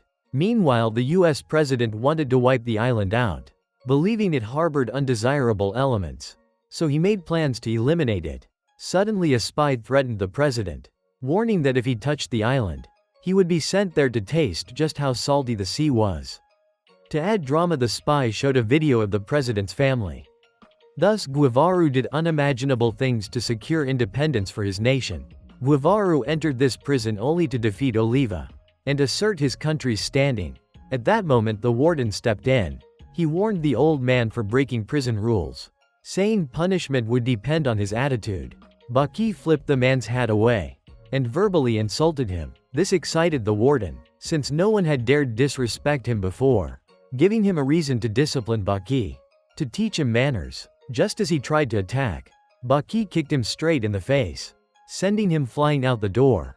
Baki then attempted to unlock his restrained fingers, but the man suddenly struck him several times. Baki's knee strike went too far and knocked him backward. Luckily, Baki quickly caught up. The difficulty was that with 2 fingers restrained, it was hard to balance his body. Yet Baki used all his strength to throw the warden successfully. That moment, to thank Baki for his kindness, the warden decided to let everything slide. The next day, Baki was assigned to hard labor outdoors. The job was to drive foundation stakes into the ground. But with his beast-like strength, Baki finished 1 stake in just 2 hammer swings. Meanwhile, the champion Michael needed 3 or 4 swings to finish 1. During their break, the two had a heartfelt conversation. Michael was about to be released and planned to enter an upcoming heavyweight match. However, the chairman of the World Boxing Council had deposited $2 million into Arizona prison. He demanded that Michael never return to the ring, so they bribed the Arizona prison to find a way to eliminate him. To get rid of Michael, they had no choice but to call in the assassin trio. Their professional style had earned them quite a reputation, but up close, they didn't seem all that trustworthy. Their motto was, lips, teeth, and tongue. This symbolized the cooperation of all 3 parts when eating something. When food enters the mouth, they eat skillfully without touching their lips, teeth, or tongue. This reflected the refined teamwork between the 3 of them. Deputy Warden Samuel led them to meet Michael. He still doubted their ability against such a formidable opponent. The trio calculated the odds of taking Michael down. They claimed it would only take 2 or 3 moves, even though Michael was 2 or 3 times stronger than an average person. They positioned themselves in a triangle formation around him. With coordinated teamwork, they launched the first attack. They struck him repeatedly. Suddenly, one of them attacked and then ran away. This caused Michael to chase him. Michael didn't realize he had fallen into their trap. The trio continued attacking in coordination. After taking constant hits, Michael panicked and retreated into a corner. He thought hiding there would let him counter with straight punches. But unexpectedly, They underestimated him. The three showed a bit of respect and agreed to box him fairly. They fought using boxing punches. Their synchronized punches rained down on him. No matter how extraordinary Michael was, he couldn't dodge 3 punches at once. So he collapsed before the trio. Next came their finishing move. They pinned him down and stomped his face repeatedly until he lost consciousness. No matter how strong someone is, they can't outmatch a coordinated group of 3. They decided to end his boxing career by cutting several tendons in Michael's hands. But just then, Guevara arrived in time and knocked them away. Besides his strength, he also enjoyed acting ridiculously. The trio returned to their battle positions. One of them charged in with a punch, only for Guevara to urinate on him. This disgusted the other 2 because of his outrageous behavior. Guevara then lay down as if taking a break. The trio rushed in and kicked him repeatedly for showing off. Yet his crazy antics didn't stop. He smeared dirt on his face and recalled glorious memories. The trio changed their tactical positions. 2 rushed in to punch him, but 1 got knocked out by Guevara. The other 2 were terrified. They were so scared they nearly wet themselves from Guevara's danger level. Thus, the outcome of Guevara's fight was decided. Michael woke up and thanked Guevara for helping him. Guevara replied that it was nothing since they were cellmates. Back in the cell, Baki kept looking forward to fighting Guevara. This time, his challenge was accepted, surprising him. Before anything could happen, Oliva came to visit. Guevara and Oliva exchanged greetings and talked first. Though they had different interests, they shared a common goal of boxing to become the strongest. Guevara fights because he wants to help others. Meanwhile, Oliva fights to show off to his beloved girlfriend. Hearing this made Baki furious. Because all this time, he realized he had idolized the wrong people. Enraged, Baki told the 2 of them to cut out their showboating. Immediately, both of them slapped him across the face and sent him flying. They couldn't believe a kid dared to interrupt adult matters. Oliva continued bragging about his lover's handkerchief. Smelling it excited him immensely. Seeing that, Guevara spat on it. He wanted to teach him a lesson for bragging about meaningless things. Oliva quickly grabbed his beloved handkerchief and ran outside shouting. The next day, as usual, Oliva dressed sharply for his girlfriend. That neat appearance showed how much he loved her. But when they met, she complained about his style in many ways. Even so, Oliva still managed to win her over in his own way. Meanwhile, Guevara waited, ready to fight Oliva. He held a jar that contained the spiritual strength of his island. It filled him with powerful motivation and resolve.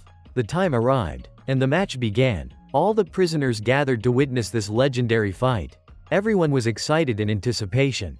Guevara stepped out holding his jar of strength. Oliva showed off even more by carrying in a bed with his girlfriend on it. Everyone eagerly waited to see her face. But upon seeing her, they were disappointed by her looks.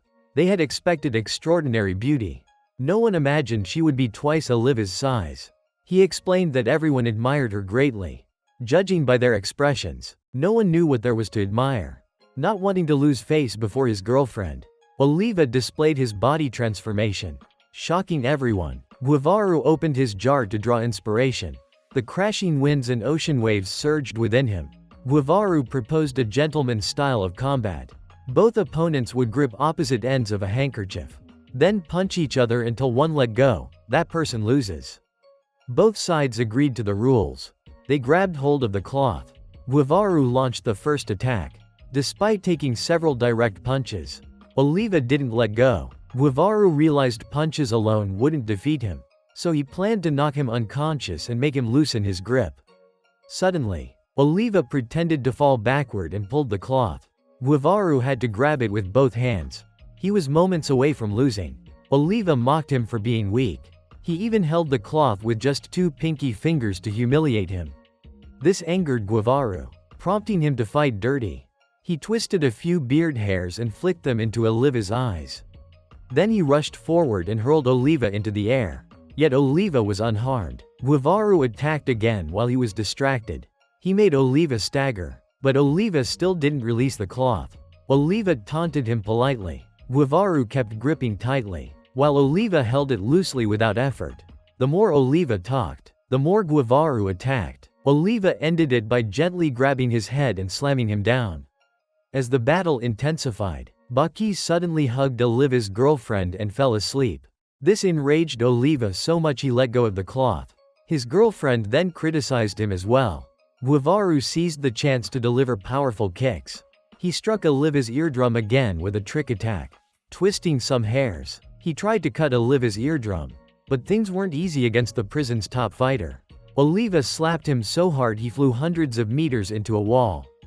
As everyone cheered Oliva's victory, Guevara rose again, looking far more insane. He smeared dirt on his face with tribal markings, then charged while chanting wildly. But once Oliva got serious, those attacks lost their effect. Guevara collapsed after taking a devastating blow. Yet it didn't end, he stood back up. Oliva flexed his muscles, powering up further, ready for a final round. Guevara wasn't backing down either. Entering an infinite state, he warned Oliva after blowing away his outer layer of clothing. This time, Guevara would use his earth anchor technique. He intended to throw Oliva skyward as gently as possible, then finish with a punch as solid as the earth's core. Just when it seemed the match would end quickly, Oliva grabbed him and slammed him into the ground. With strength measured in thousands of tons, an ordinary person would have died instantly. Oliva praised Guevara for being strong, but said he was still too young to understand love for muscles.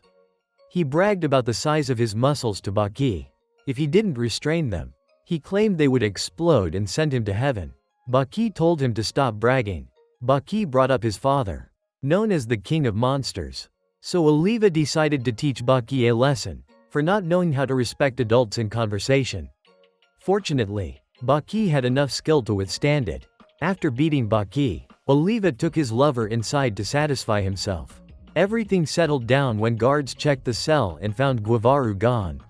He had left behind a letter and money from his island for Oliva, hoping he would visit someday. Back home, Guevara returned to his role as leader. They happily rebuilt the island together. After the escape, Baki returned to his usual prison life. This time he wanted to prove he could become number one here, by overcoming challenges inside the prison to build his reputation. Unfortunately, the warden intercepted him first. Baki was surrounded. The warden tried to advise him, but stubborn as he was, Baki wouldn't listen. Instead, he threatened the warden by pointing out his vital weak points. Tension rose when the warden refused to back down. Baki casually put an arm over his shoulder, then walked confidently toward the gate. In doing so, he achieved his goal of escaping. Afterward, he held out his hands for the guards to cuff him again. Surprisingly, Oliva still enjoyed more freedom than him. Oliva was furious that Baki tried to tarnish his title, so he decided to discipline Baki under the blazing sun. But Baki kept provoking him non-stop. Oliva grew angry but chose to let it go, knowing how stubborn Baki was. Since the provocation failed, Baki returned to his cell.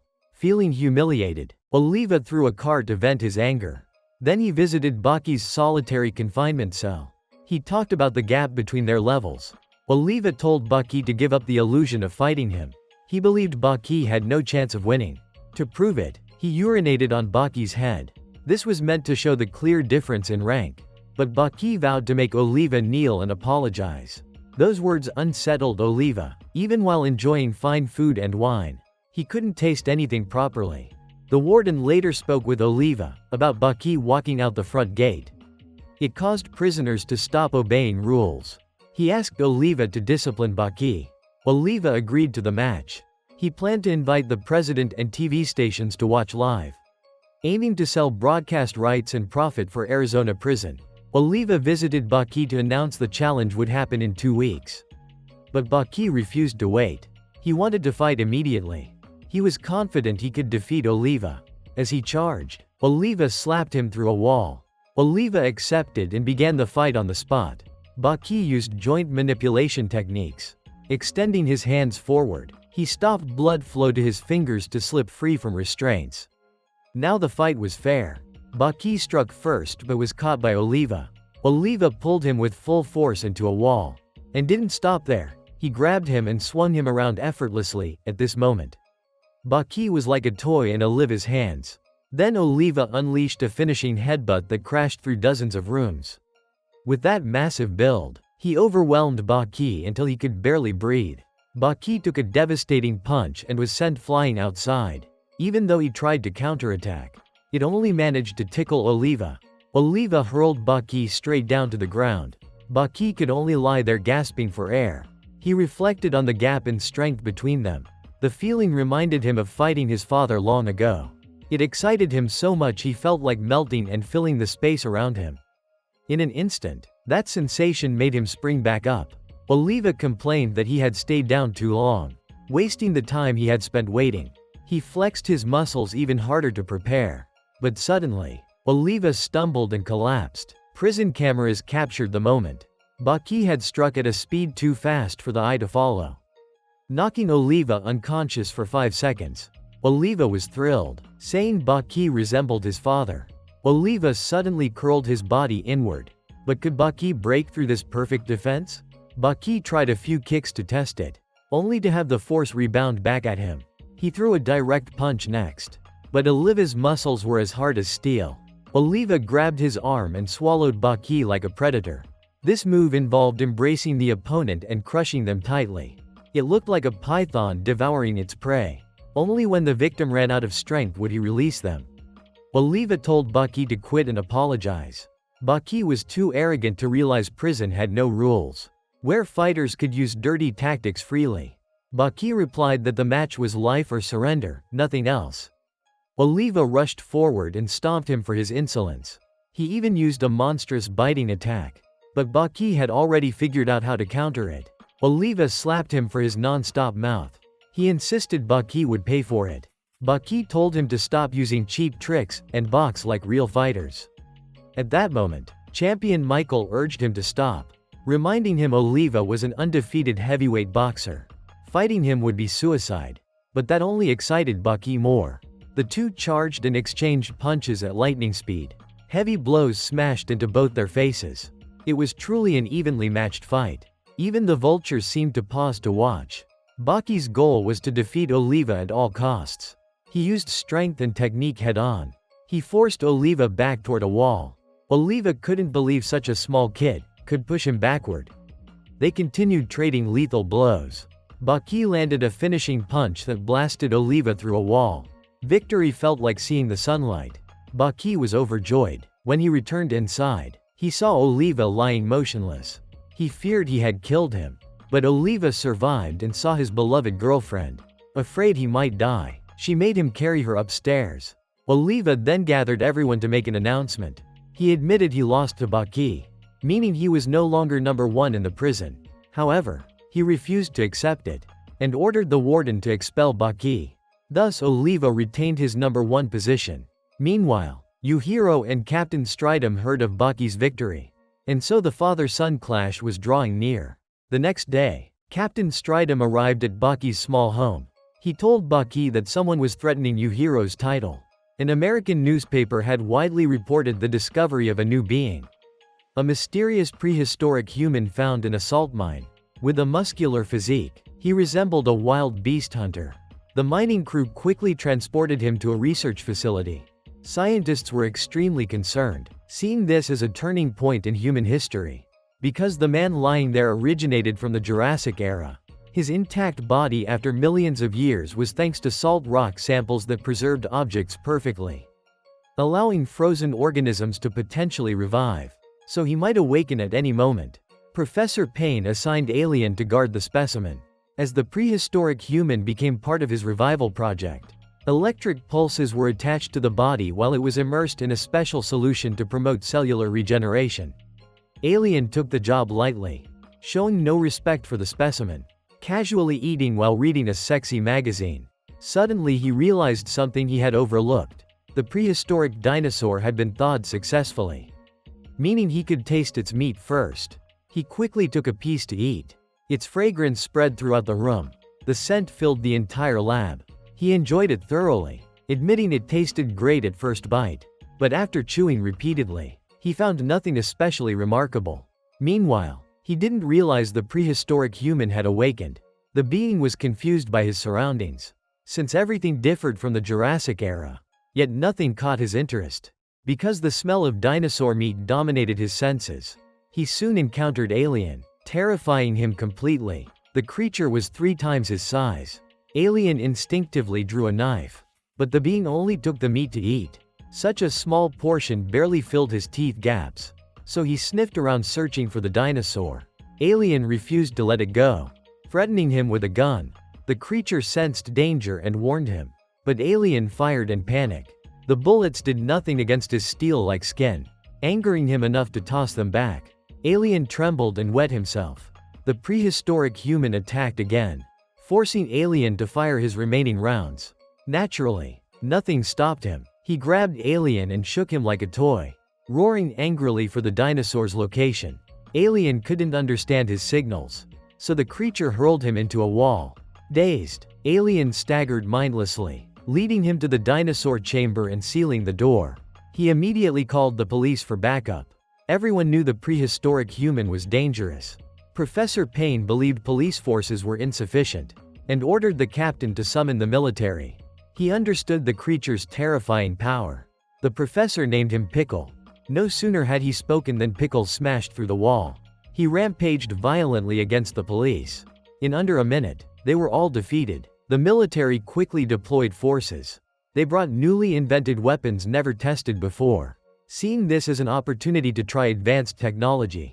Pickle found the robot strange. Without understanding, both attacked each other. Though Pickle was grabbed by the neck, he punched and shattered its armor. The operator panicked and used a drill attack, but Pickle caught and hurled it away. He continued rampaging through the army. Captain Stridham was quickly dispatched to the battlefield. He brought along advanced modern weapons and professional troops, but he did not use them. Instead, he quietly rode alone to meet Pickle. Looking into his eyes made Pickle feel trust. The two talked and accepted each other as friends. Afterward, Pickle was transported to Japan. The surrounding military units quickly escorted him back to the base. With his sharp eyes, Pickle began observing everything around him. A beautiful female reporter appeared and interviewed him, greatly surprising Pickle, because for millions of years Pickle had never known what a female was. His wild instincts caused him to act without self-control. Although the soldiers quickly tried to stop something terrible from happening, his overwhelming strength caused the reporter to die, because she could not endure Pickle's desire. Professor Payne quickly gave an explanation to the media, stating that Pickle was an ancient human from the Jurassic era who had been frozen in rock salt for millions of years. So when he revived in this world, primal desire was unavoidable, and the incident with the reporter was extremely unfortunate. But he hoped the public would be understanding and forgive it, because Pickle had not yet adapted to human evolution, and this led to a wave of public controversy. People were furious and demanded punishment for this ancient creature. Yujiro arrived at the US military base, because he was very interested in the ancient being, but the guards stopped him. So Yujiro used his killing aura to threaten them. And at that moment the guards began fighting each other mercilessly, leaving everyone confused about what had happened, as if some mysterious force had affected them. Just like that, Yujiro broke through the gate and entered. Meanwhile, Retsu also sneaked inside. He felt embarrassed that a renowned martial artist had to resort to stealth like this. Retsu successfully subdued a guard and moved fluidly like a shadow. Even when encountering other guards, his movements blended perfectly. Unfortunately, a spotlight suddenly shone directly on him, forcing him to knock out the guard and take another route toward the prehistoric captive. But upon arriving, he discovered someone had beaten him to it, and that person was Shinogi. Both realized they shared the same goal of finding Pickle. Shinogi claimed he arrived first and should fight first. Unexpectedly, Doppo also appeared disguised as a dinosaur. Then one by one the top masters began appearing inside the holding room, each hiding in their own unique way. It almost seemed like they owned the place.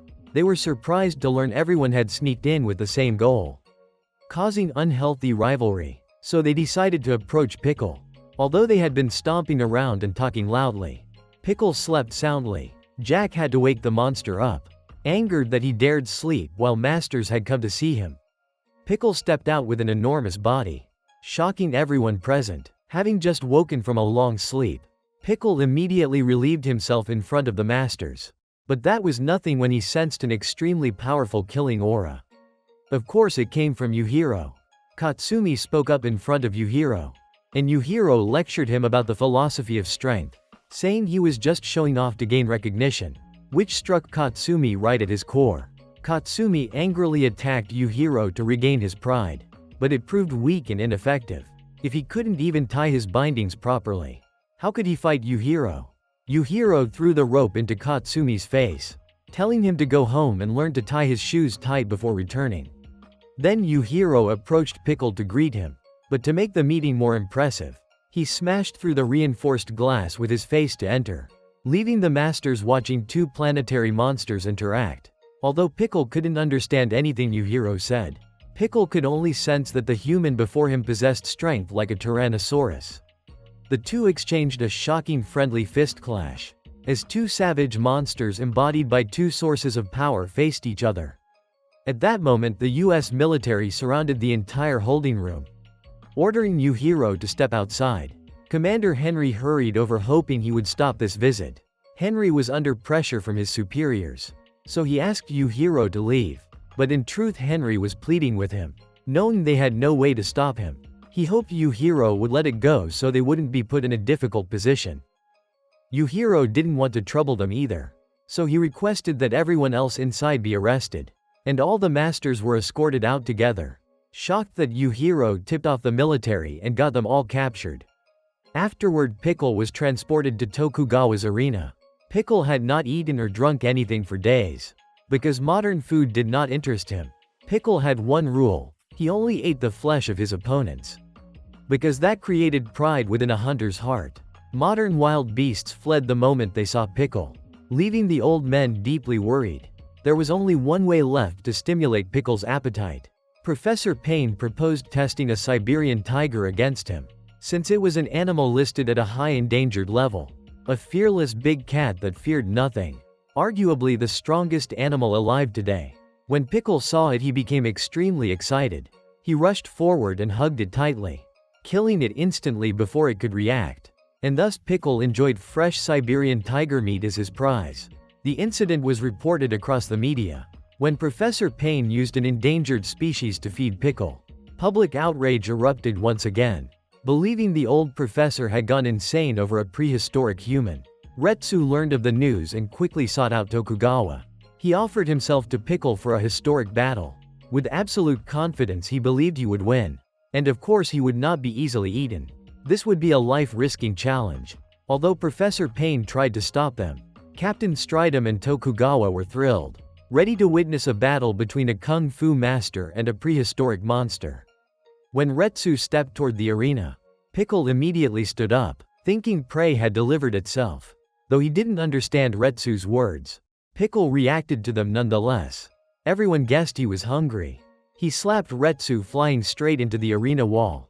Retsu then became serious, unleashing painful strikes directly at Pickle's face, making him cry out as today's prey proved tough to consume.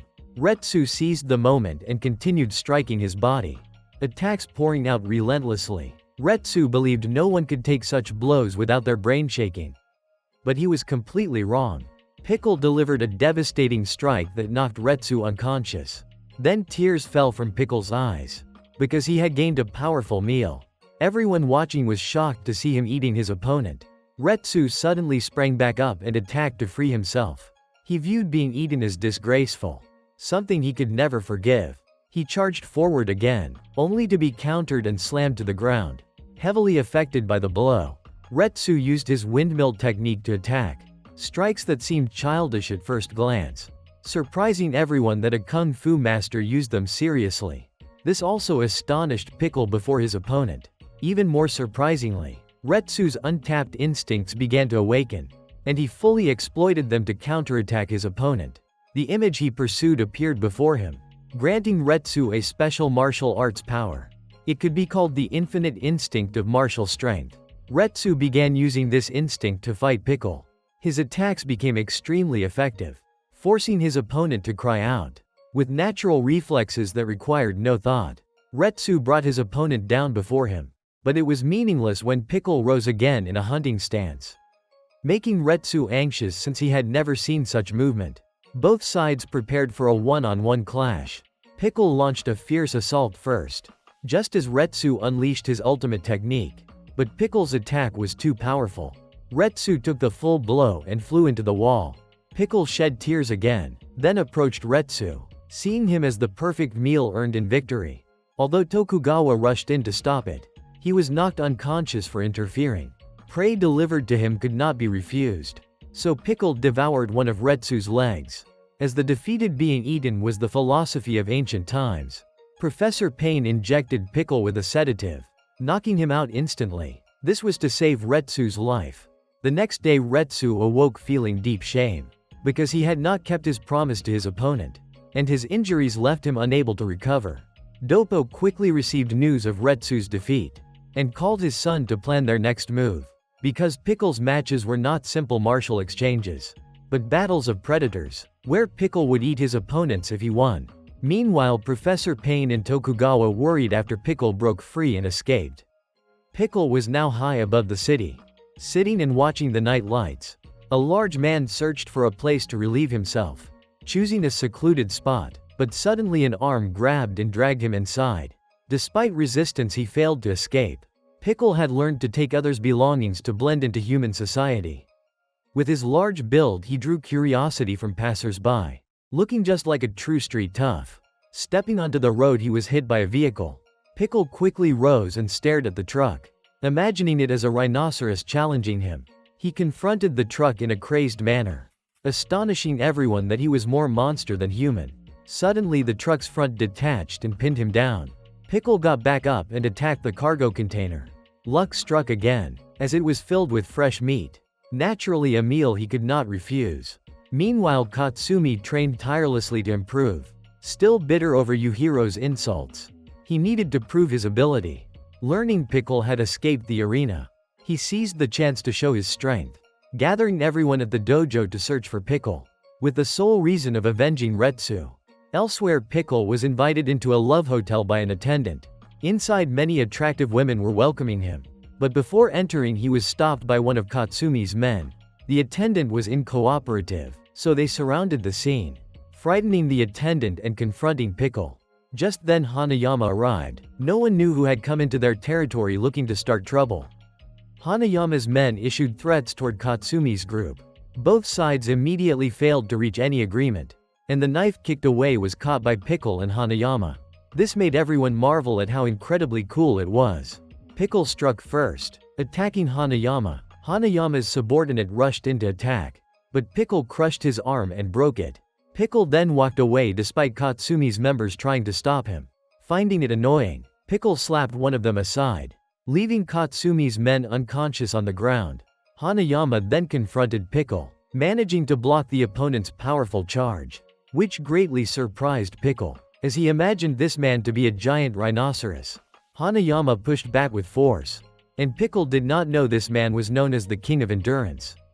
It seemed the two would fight one-on-one, but unexpectedly the turn shifted to Baki. Pickle could not understand what Baki was saying. The two exchanged fist bumps that spun Baki around 360 degrees in shock. Baki realized Pickle possessed strength comparable to his father's. Pickle found Baki interesting and grew friendly toward him, then even wanted Baki to follow him. Tokugawa panicked when Pickle intended to fight and eat Baki, because if Baki lost an arm or leg, Yujiro would not let it go. Tokugawa feared he would be torn into pieces, but Baki refused to listen and insisted on fighting Pickle. Before anything happened, Pickle kicked him into a bench. Pickle excitedly performed a wild dance to provoke his opponent. Baki was knocked unconscious from that blow. Tokugawa rushed to move him away before Pickle might eat him. Meanwhile, Katsumi trained day and night. Now supported by Doppo, Retsu came after hearing Katsumi's group sought revenge for him. Retsu saw through Katsumi's intentions, knowing he used revenge as justification for his own goals. Retsu stated karate alone was insufficient to defeat Pickle, so he decided to pass his kung fu techniques to Katsumi. At first, Katsumi refused to honor his father's karate tradition, but eventually accepted and learned Retsu's martial arts. Retsu agreed to teach him all techniques and secrets freely, and the two began exchanging training. This would create a major surprise, as Katsumi would wield both kung fu and karate. Meanwhile, Professor Payne poured sedatives into the arena to put Pickle to sleep. Unsure whether he could keep Pickle confined, Tokugawa believed Pickle would stay, because he saw it as his new territory. where prey would come to him. Indeed, the sedatives had no effect. Pickle remained fully alert. Tokugawa told him to sleep anyway, promising to bring him fresh prey soon. Elsewhere, Retsu and Katsumi analyzed speed and velocity, seeking objects fast enough to double their damage, and derived martial techniques from that study. To reach supersonic speed they needed stronger joints and bones, which was difficult for humans. Katsumi felt his punches were too weak to defeat Pickle.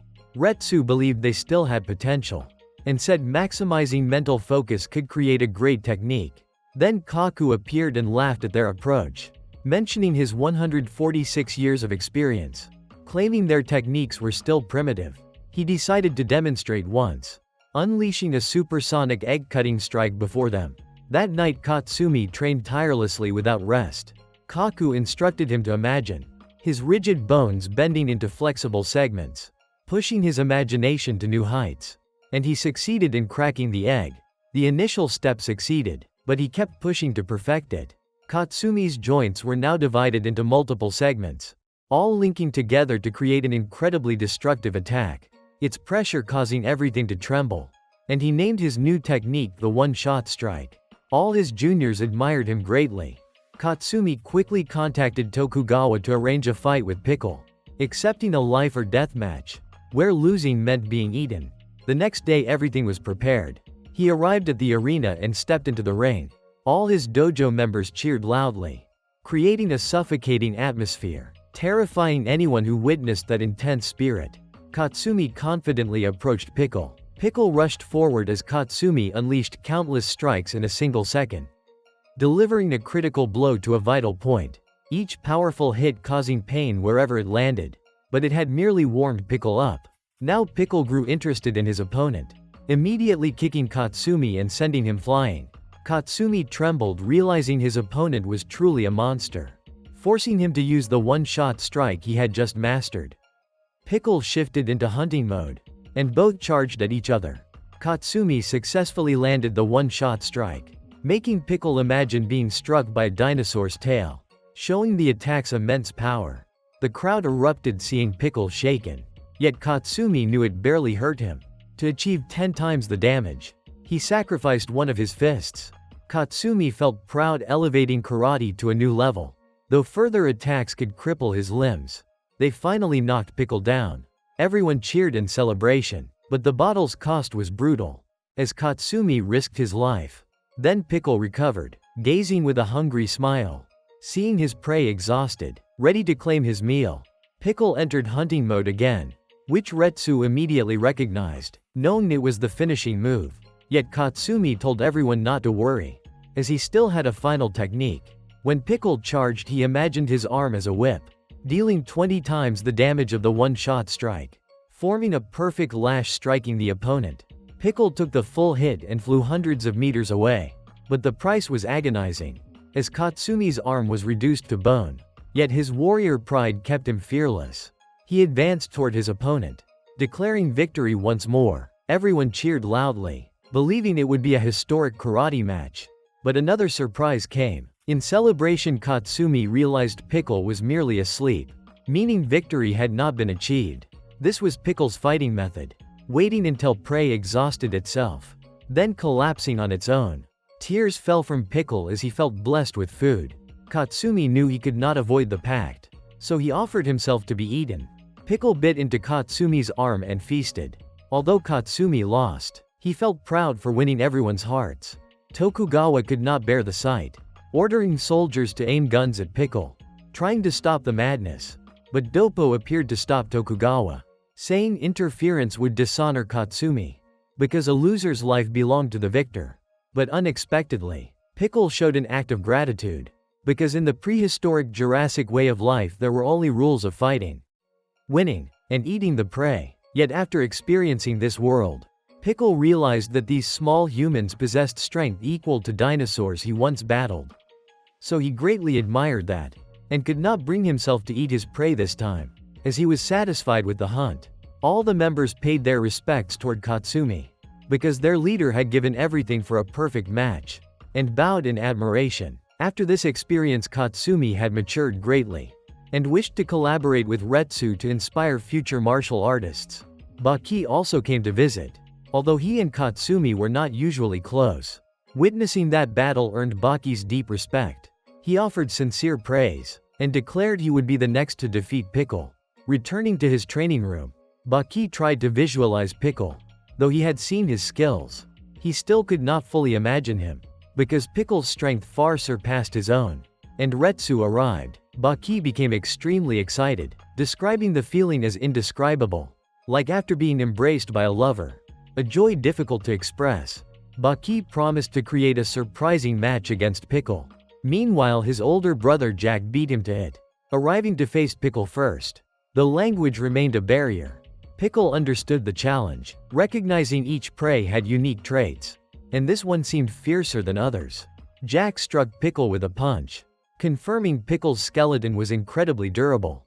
As he endured it without reaction, Jack became fascinated by Pickle's sharp fangs, signaling the battle would revolve around them. So they fought using their teeth, biting each other like lovers sharing an intense kiss, locked in a fierce clash. No matter how Jack struggled, Pickle refused to release him. Eventually the biting battle ended. Jack suffered more facial injuries. Pickle approached intending to bite again, but Jack countered with an uppercut, launching Pickle skyward, pouring full power into the strike. Yet Pickle remained unharmed, entering hunting mode, acknowledging Jack as prey and charging wildly. Jack used all his strength to throw Pickle into the stands, his muscles straining at maximum output. Jack rushed onto the stage, grabbing him, relentlessly attacking without mercy, then hurling Pickle back into the arena and continuing the assault. Fueled by years of physical training, Jack sacrificed much to reach this state. Wanting Pickle to understand the power of sacrifice, he bit off Pickle's ear and tore it in half. Pickle was shocked by Jack's madness, as it was the first time he felt pain from being bitten. He deemed it unforgivable. Seeing this prey as arrogant, Jack followed with another punch at Pickle. An inexplicable phenomenon occurred, as the opponent stood still, yet Jack's punch somehow missed. So Jack decided to try again, but the second strike ended exactly the same way. The truth became clear as the dust settled. Pickle had dodged and used his strength to rebound off the wall back to position, leaving his opponent in shock. Then Pickle rushed forward and attacked Jack wildly. Jack endured blow after blow like thunder strikes without touching the ground, and Pickle delivered a finishing strike that sent Jack crashing into the wall. Pickle once again performed a wild dance to celebrate, pleased to enjoy another tasty prey. But when he was about to eat, he suddenly became frightened and turned away. Jack reminded him of a time he ate a bee, which tasted good but stung painfully inside his mouth, tormenting him for days without sleep or food. So today he sensed this prey was similar. Tokugawa came over and touched Jack, and Jack unleashed a final move that would have defeated Pickle had he tried to eat him. Fortunately, Tokugawa was under a meter away, otherwise his eardrum would have burst. Jack was quickly taken in for emergency treatment. Doctors worked to restore him. Yet only hours later Jack saw Pickle again, this time attacking more decisively, frightening Pickle into retreat, as Pickle believed prey should not revive to seek revenge. But when pressure peaked, instinct forced resistance. Pickle struck Jack with full force, spinning him thousands of times, leaving Jack headfirst in the ground, motionless. Jack was hospitalized again, and shortly after waking he pursued Pickle once more, ignoring attempts to stop him. Baki arrived and revealed the truth. By then Pickle viewed Jack as leftover food, hanging him from a high building pole, to dry and store him while evaporating toxins. Jack was furious hearing this, realizing he was treated as waste. Baki then went to the arena to await Pickle. Though Pickle showed little interest, Baki approached and petted him like a pet, infuriating Pickle, who finally reacted. Baki taunted him while attacking. Pickle absorbed the blows and fell to the ground. Baki removed his clothes, preparing for battle, charging with relentless attacks, causing Pickle to panic and flee. Yet Baki refused to let him escape, forcing Pickle to grab him and leap skyward, both free falling together, crashing with tremendous impact, appearing unharmed outwardly, but internally Baki suffered severe injuries. The fall shattered his organs, feeling as though crushed by a massive stone. Pickle sensed this and felt guilty, apologizing to his new friend with clasped hands. But Baki saw it as humiliation, striking Pickle in the face. The blow caused intense pain. Yet Baki still wished to fight fully, surprising Pickle, who responded with an intentionally slow strike to provoke him. Baki felt insulted. Deciding to prove his strength, he repeated the high fall once more, astonishing Pickle again, leaving him stunned. As Baki continued attacking Pickle, Pickle stood up and stepped forward. Suddenly his brain began to tremble non-stop. Pickle thought Baki was a wizard manipulating the ground. Pickle felt he couldn't keep his footing out of fear, even though he had experienced far more terrifying things. This was an indescribable experience for Pickle. Baki began to unleash another new technique, which was his ultimate skill. His body looked loose and fragile, but when he attacked, the damage was extremely high. This skill caused opponents to scream in pain. Today, Pickle experienced that pain. Pickle immediately shifted into his hunting state. Baki kept changing his finishing techniques, using martial stances he had learned from various insects and animals. To Pickle, those beasts were just toys, so he didn't understand what Baki was trying to accomplish. Suddenly, Baki unleashed a supreme technique forming a giant rhinoceros shape, followed by dinosaurs Pickle once fought. Pickle became extremely frightened and panicked, not expecting Baki to recreate beasts from his era to protect himself. Baki charged forward with a direct attack, knocking Pickle to the ground. Not stopping there, Baki delivered several follow-up blows. Pickle angrily counterattacked right away, but Baki suddenly stopped, letting him charge in. Baki flicked his opponent away using just one finger. That skill alone impressed everyone immensely. People realized Baki's martial state had reached a higher level. Baki even urinated on the arena floor to insult his opponent, because the arena was considered Pickle's territory.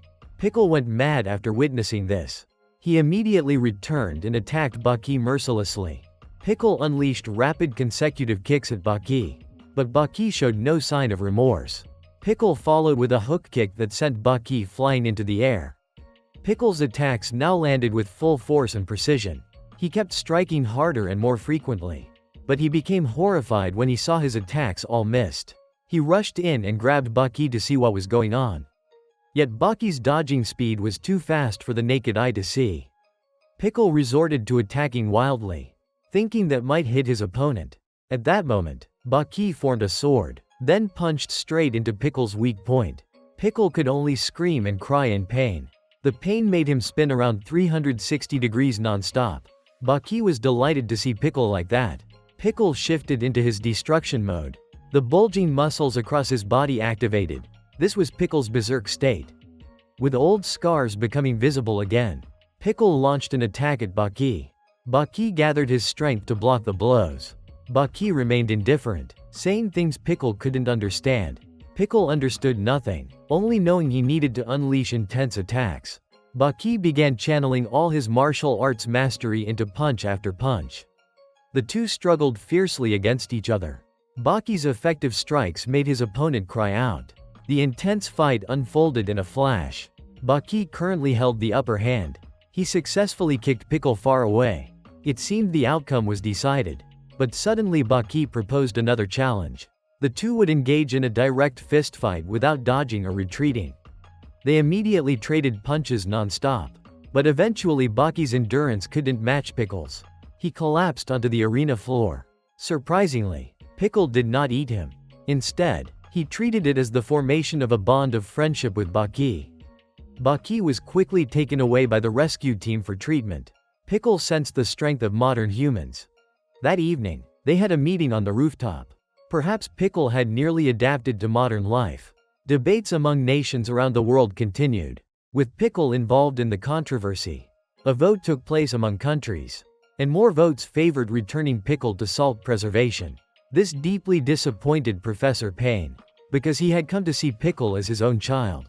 Unexpectedly, Pickle appeared and brought Mr. Stridham a special gift. Pickle believed he had kept his promise. From that point on, no one saw Pickle's presence again. After the life-and-death battle with Pickle, Baki was taken to the hospital for a full medical examination. The doctor was astonished by the damage to many parts of his body. The doctor gave Baki advice about living a healthy life. But Baki said he was used to this kind of life, so these injuries were nothing more than ant bites to him. Later, The doctor was very surprised by images taken of Baki's brain, as the folds of his brain were far more developed than those of ordinary people. It even had a shape resembling a demon. This shocked the neurologist, because it was the first case he had ever seen. With these brain folds, it could process tasks at a speed of 0.1 seconds per action, making everyone wish they could possess such a brain. Baki left the hospital with great confidence, the killing intent in his gaze making the city's rats scatter in fear. Today was a special day for Baki, as he had a date with his girlfriend. Baki was eager to meet her after such a long time apart. But unexpectedly she was thinking about Alli. That had been an unforgettable night for her, because she witnessed the emotional outburst of a young fighter. Alli's emotional tears stirred her deeply, and she couldn't hold herself back and embraced him. She held him tightly until he finally calmed down. Their bodies were drenched in sweat due to the intense heat. Alli thanked her greatly for her kindness, as she had helped lift his spirits. He wanted to repay that kindness by confessing his feelings to her. But unexpectedly his heartfelt affection was only met with pity. She saw him merely as an older brother figure, and their relationship ended there. She did not feel romantic love toward him, so she hoped he would treat that day as just a memory. Alli left sadly, thinking he had found true love. The next day, she went to school with Baki, and their relationship had improved greatly. Only Baki could bring her happiness. That day, Baki was confronted by delinquents demanding protection money, and they pulled out knives to threaten him. Baki's brain activated a high defensive response, making his opponents tremble as their knives seemed to shrink into uselessness. Luckily, Old Man Curry arrived in time, preventing something unfortunate from happening to the delinquents. So they panicked and fled immediately. Afterwards, Baki and Curry talked after many years apart. He wanted Baki to carry out a revenge plan for the mistress, as a confrontation between Baki and his father was inevitable. Of course, Baki couldn't forget the fight with his father 5 years earlier, when his mother wholeheartedly cheered him on to face him. It was heartbreaking that Baki collapsed after just one blow, and that drove him to train relentlessly. Baki didn't realize that his mother once married into the richest family in the world, but became drawn to a charismatic man like Yujiro, whose combat displays fascinated her.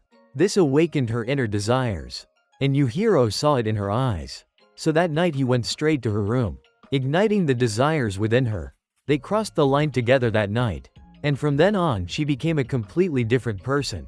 She carried the mission of training Baki into an elite fighter, forcing him to train endlessly to earn Yuhiro's love. And of course, Baki was merely a token exchanged for their affection. On the day of the match when Baki failed to satisfy Yujiro, he would abandon her and act as if their relationship had never happened. So Baki's mother desperately longed for that love. She did not hesitate to beat her own son in front of everyone, which broke Baki's heart, so he resolved to defeat his father. Somewhat brutal, Baki felt she had been satisfied in that moment, so he didn't know how to face his father afterward.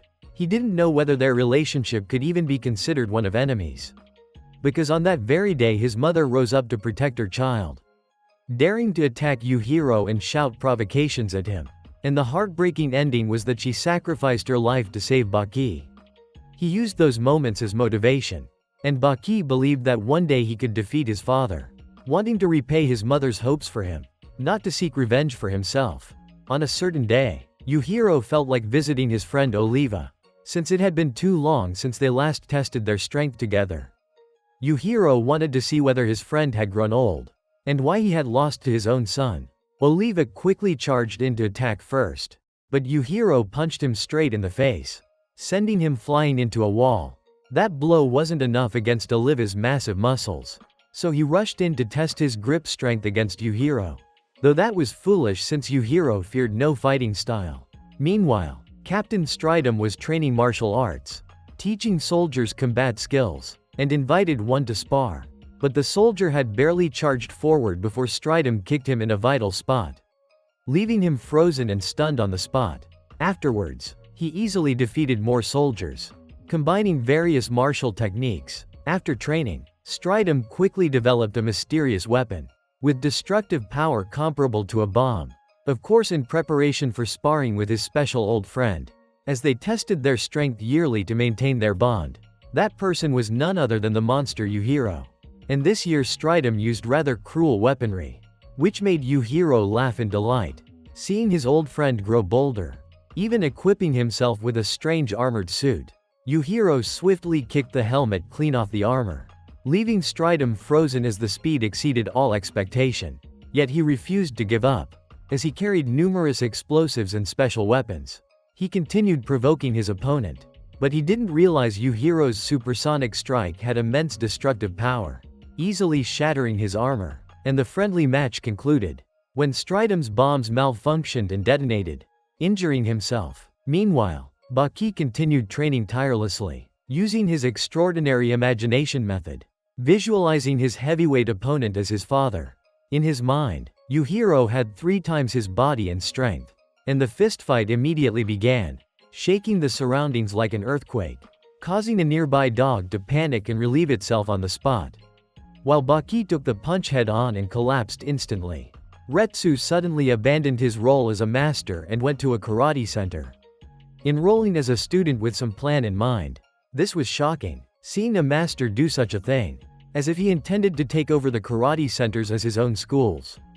Retsu didn't hesitate to demonstrate his strength, shattering a punching bag with a light punch, leaving everyone in the room stunned by his power. One man was a semi-pro boxing champion, and after witnessing Retsu shatter a punching bag, he became very interested and wanted to test his strength against Retsu. But Retsu refused after seeing his opponent, because he feared the ambulance wouldn't arrive in time to save the man's life. Yet the guy kept provoking him and wasn't afraid at all, so Retsu didn't hesitate to teach him a lesson. He would set aside his usual martial arts, and this time use karate to fight his opponent. The match began and the opponent rushed in with an attack, but Retsu quickly landed a straight punch to his face, leaving the opponent lying motionless on the spot. Everyone who witnessed it was shocked by Retsu's power. And after that fight, everyone in the room feared him. The center's owner criticized Retsu for not training by the rules, but Retsu listened to no one. He dismissed everyone at the center, and continued challenging all the students to defeat him. If they won, they could do anything they wanted to him, and this created an unprecedented provocation at the karate center. Soon after, they invited a foreign master to compete, and this time the coach even worried about Retsu's safety, not hesitating to put protective headgear on him. The match between the two sides began, and Retsu quickly analyzed his opponent's movements. The opponent struck first and sent Retsu crashing onto the mat, so Retsu immediately changed his strategy. This time he used his head to receive the opponent's punch, making the strike feel like it shattered into fragments, leaving the opponent trembling under the pressure. Retsu seized that moment to unleash powerful blows, forcing his opponent to surrender. After that victory, Retsu's name began to be pursued by the boxing world, as Kaiser flew to Japan just to meet him. The once obscure small gym now attracted famous visitors. Kaiser only wanted to verify those rippling muscles, and asked Retsu to demonstrate a bit of his strength. Since fame had found him, Retsu obliged, throwing an air punch before Kaiser, which astonished him when it pierced a glove. But Retsu felt insecure, believing himself too weak to show such worn equipment to others. Kaiser, however, felt differently, seeing that power as worthy of use, and not wanting to waste a fighter like Retsu.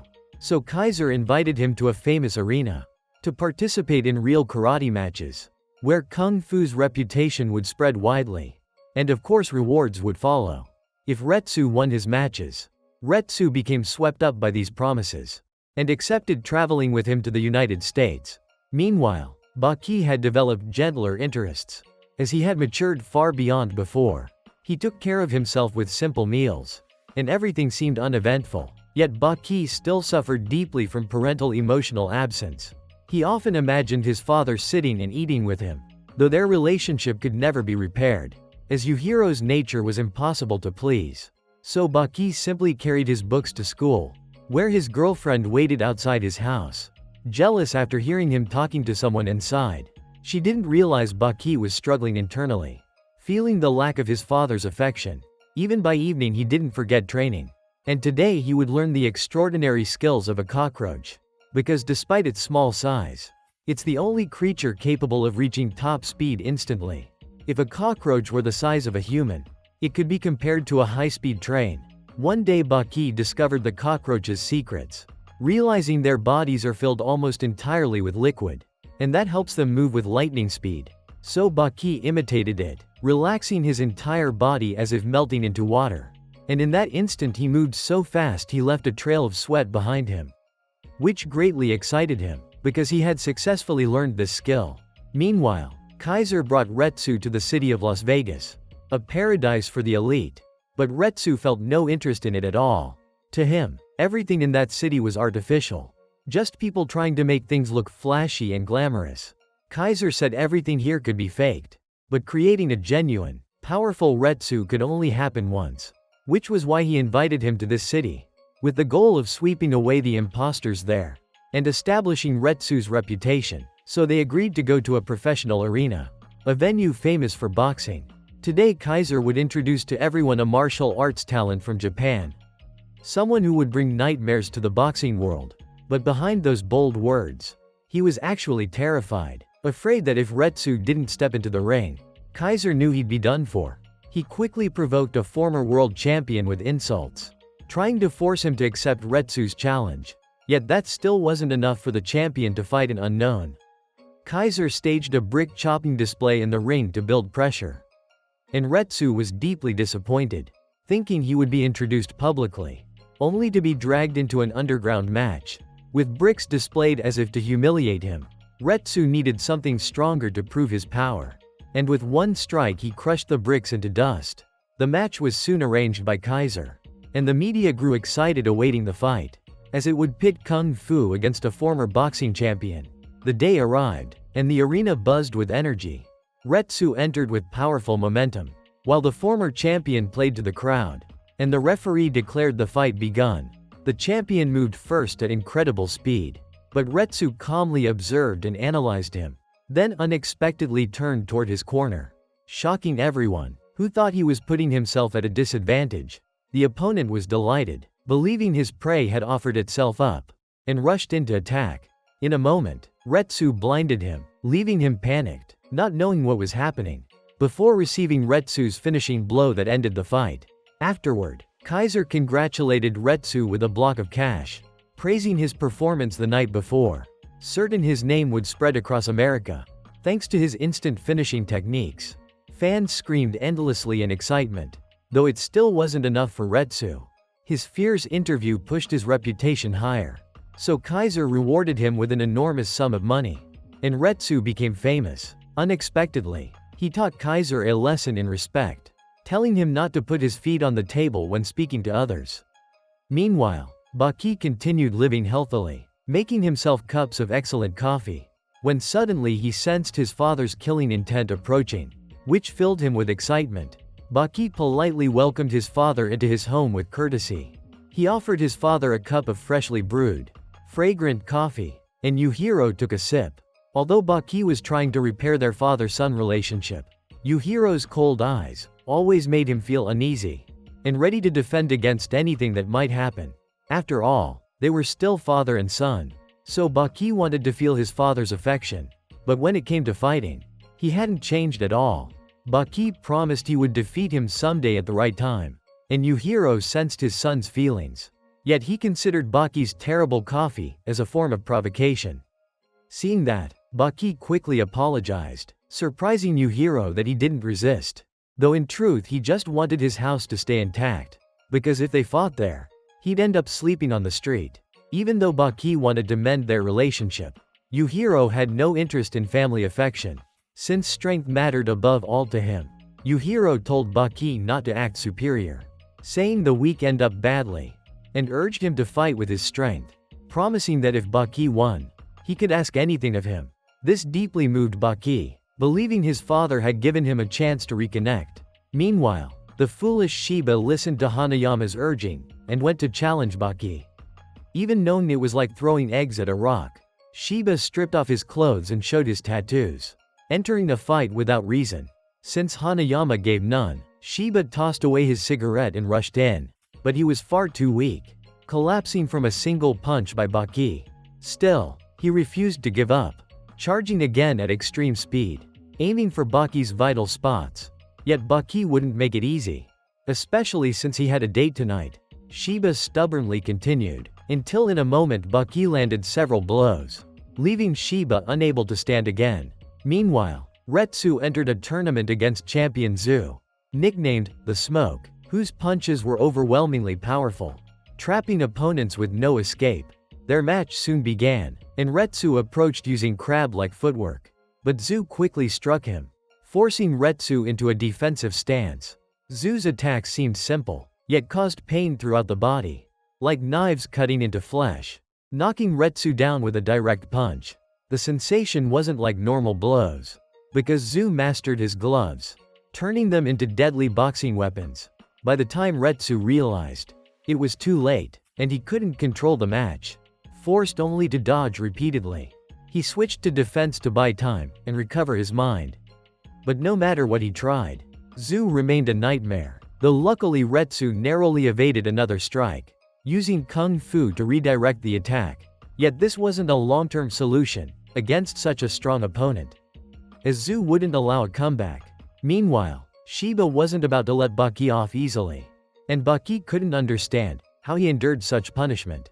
Despite rejecting the challenge many times, Shiba ignored all advice, continuing to charge forward, until Baki slapped him once, knocking him unconscious again. Baki wondered why Shiba kept provoking him, but it was merely Shiba's feigned death. As he rose again, and began loosening up his muscles, he continued provoking Baki no matter what. Baki had no choice but to indulge Shiba once, but as he stepped toward the door, a punch burst through it. Baki took the full hit to the face, and it hurt badly. Shiba quickly walked in and bragged about his skills. This was Shiba's super punch. He took advantage of the moment and threw Baki out into the yard. Baki realized Shiba's hidden strength. Even though he lacked skill, Shiba feared nothing, so he wasn't intimidated by any opponent at all. Although Shiba looked confident, deep down he knew he couldn't defeat Baki. Yet he kept charging in to attack anyway. Regardless of the outcome, Shiba unleashed a powerful hook. But surprisingly, Baki didn't dodge. He faced him head-on and counterattacked with extremely powerful strikes. Shiba ended up lying unconscious on the ground again after taking the hits. So Baki went back inside to fix the broken door. After going out to buy some food, he ran into Shiba again. Once again, Shiba challenged Baki. This time Baki said nothing. He immediately delivered a punch to Shiba's face, and Shiba collapsed unconscious right where he stood. Still, Baki acknowledged Shiba's stubbornness, so he decided to test a new technique. The two charged at each other again. Baki deliberately took the opponent's attack head-on. He wanted to feel the pain Shiba had endured. But things weren't quite like that. In reality, this method reflected damage back onto his opponent, causing Shiba to break several bones from the overwhelming impact. Baki told Shiba to give up the fight and go treat his injuries. But Shiba said if Baki could withstand his one-finger strike, he would admit defeat. Baki accepted the challenge and agreed to go along with it. He told Shiba to aim carefully, because this was a professional move performed only once. Baki used the cockroach speed technique he had learned and dashed toward Shiba. Moving like a rocket, Baki was blown backward as well, and Shiba froze in shock. He had spoken boldly, but Baki actually did it. So Shiba admitted defeat and returned to report everything to Hanayama. He told him about Baki's new skills. Meanwhile, Retsu was being continuously attacked by his opponent, struck so hard that his brain kept shaking.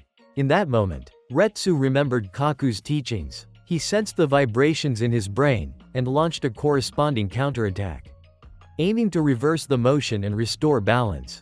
Retsu quickly regained his form, and the match returned to an even contest. But Retsu still couldn't gain the upper hand. He continued using his kung fu, quickly striking so his opponent couldn't react. Then he used everything he had to attempt a finishing blow. But the champion Zu forced himself back up and kept fighting. The two clashed fiercely again, with relentless exchanges of attacks. Retsu then used a feint to distract his opponent and successfully landed his strike, causing Zu to stagger under the heavy blows. Retsu took the upper hand, and it seemed the fight would end here as he prepared another kung fu move. He performed a beautiful aerial spin, knocking his opponent down on the spot. But the champion Zu got back up again. Retsu launched merciless attacks. Zu countered with precise hits of his own. Even when Retsu dodged, Zu still targeted him accurately. Zu seized the chance and attacked relentlessly. This forced Retsu to deliver a decisive finishing strike. But Zu truly was formidable, a worthy opponent equal to Retsu. Retsu had no choice but to use his ultimate technique to win. He struck the most vulnerable point of the human body, capable of paralyzing nerves and causing instant unconsciousness. And thus, victory went to Retsu. Retsu felt guilty for using that technique on the champion Zu. But unexpectedly, another famous champion held Retsu back. He also declared that the victory belonged to Retsu. Meanwhile, Baki casually went out to buy more ingredients. He was preparing for an intimate meal, because today he would be welcoming an honored guest to his home. Baki prepared the dishes carefully and delicately, confident they wouldn't disappoint his father. Yujiro entered without saying a word and began enjoying Baki's meal. This surprised Baki greatly, and it made him awkward as he shared a meal with his father. Even more surprising, Yujiro reminded Baki about his table manners, and gave him strict guidance. This made Baki feel extremely happy, though he was also somewhat nervous. Yujiro even added some nutritional knowledge during the meal, leaving Baki obedient and admiring his father's dining style. Baki then did something unexpected. After inviting his father to dinner, he told him to go wash the dishes. Even though he knew it wouldn't happen, he still wanted to see how Yujiro would react. Surprisingly, Yujiro acted childishly, suggesting they play rock paper scissors to decide who would wash them. The two had an intense showdown, and Baki won the match. But things weren't that simple. Yujiro used his scissors to cut Baki's rock, then turned it into paper to win, leaving Baki speechless and forced to wash the dishes.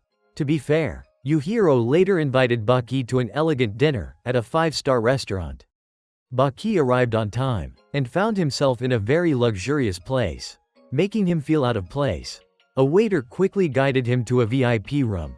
Baki could only marvel at his father's extravagance. Even more surprising, Yujiro wore an extremely elegant suit, while scolding Baki for looking pitiful, for not dressing properly for such a fancy venue. But Baki didn't hesitate to respond, saying he had never been taught proper etiquette. He had only been taught to become the strongest. So if Yujiro wanted to test those skills, he was ready to fight him right there. Yujiro restrained himself and told Baki to sit down. The father and son enjoyed the restaurant's dishes together, and Yujiro instructed Baki on proper fine dining etiquette. Baki was fascinated to experience a noble meal like this. Yet he had a secret question he had always wanted to ask. About why Yujiro killed his mother years ago. That question provoked an immediate reaction. Yujiro felt Baki had crossed the line, daring to ask forbidden things. He grew furious, feeling disrespected, and Baki even provoked him further. Baki declared he was ready for a life-or-death fight with his father. This angered Yujiro greatly, and he decided to discipline his rebellious son that very day. He wouldn't allow himself to be humiliated. Yujiro immediately attacked Baki. One strike nearly sent Baki flying out of the building, but he managed to hold on. Otherwise, he might not have survived. Baki felt deeply uneasy, because his monstrous father always inspired fear. Yujiro grabbed Baki's hands, intending to punish him for grabbing someone by the collar. But Baki instinctively pulled away, knowing that taking the hit would be disastrous. Yujiro quickly kicked him, sending Baki crashing through a wall, for daring to disrespect his father. Though Baki resisted, he was still far too weak in comparison. Yujiro would act like a true father to discipline him. The two of them descended together, from the 36th floor down to the ground. The president's car was smashed during the brawl between the father and son. If an ordinary person fell from that height, they wouldn't survive. At this point, Baki had passed out after hitting the ground. But Yujiro's lesson wouldn't stop that easily. Having eaten his fill, Yujiro felt it was time to exercise for better digestion. Baki was pulled back to his feet by his father. At that moment, Baki took advantage and slapped Yujiro across the face. Then Baki immediately felt regret for striking his own father. Yujiro responded with a painful slap for Baki's insolence. The police quickly arrived to stop the fight between them. But when they saw Yujiro's deadly glare, they all ran away immediately. Yujiro decided he would teach Baki to respect his father today. He continued lecturing while acting, saying no child should ever strike their father like that. Baki angrily fired back at his father's lecture, and even threw his shoes at Yujiro's face. But such tricks did nothing to Yujiro. A mere intimidation was enough to make Baki hesitate. Yujiro delivered another painful kick, like the way he abandoned Baki when he was young. Then Yujiro decided to broaden Baki's horizons with his whip technique. He believed anyone would fear this attack, as it represented the parental lesson often used to discipline children. Disobeying your parents would bring pain like this. To Yujiro, his teachings were absolute, and he demanded Baki obey and carry them out. He continued instructing through action, but Baki remained stubborn, refusing to listen and continuing to attack Yujiro. Hoping his father would feel the pain of being struck, Yujiro flexed all his muscles to block the blow, allowing Baki to vent his frustration.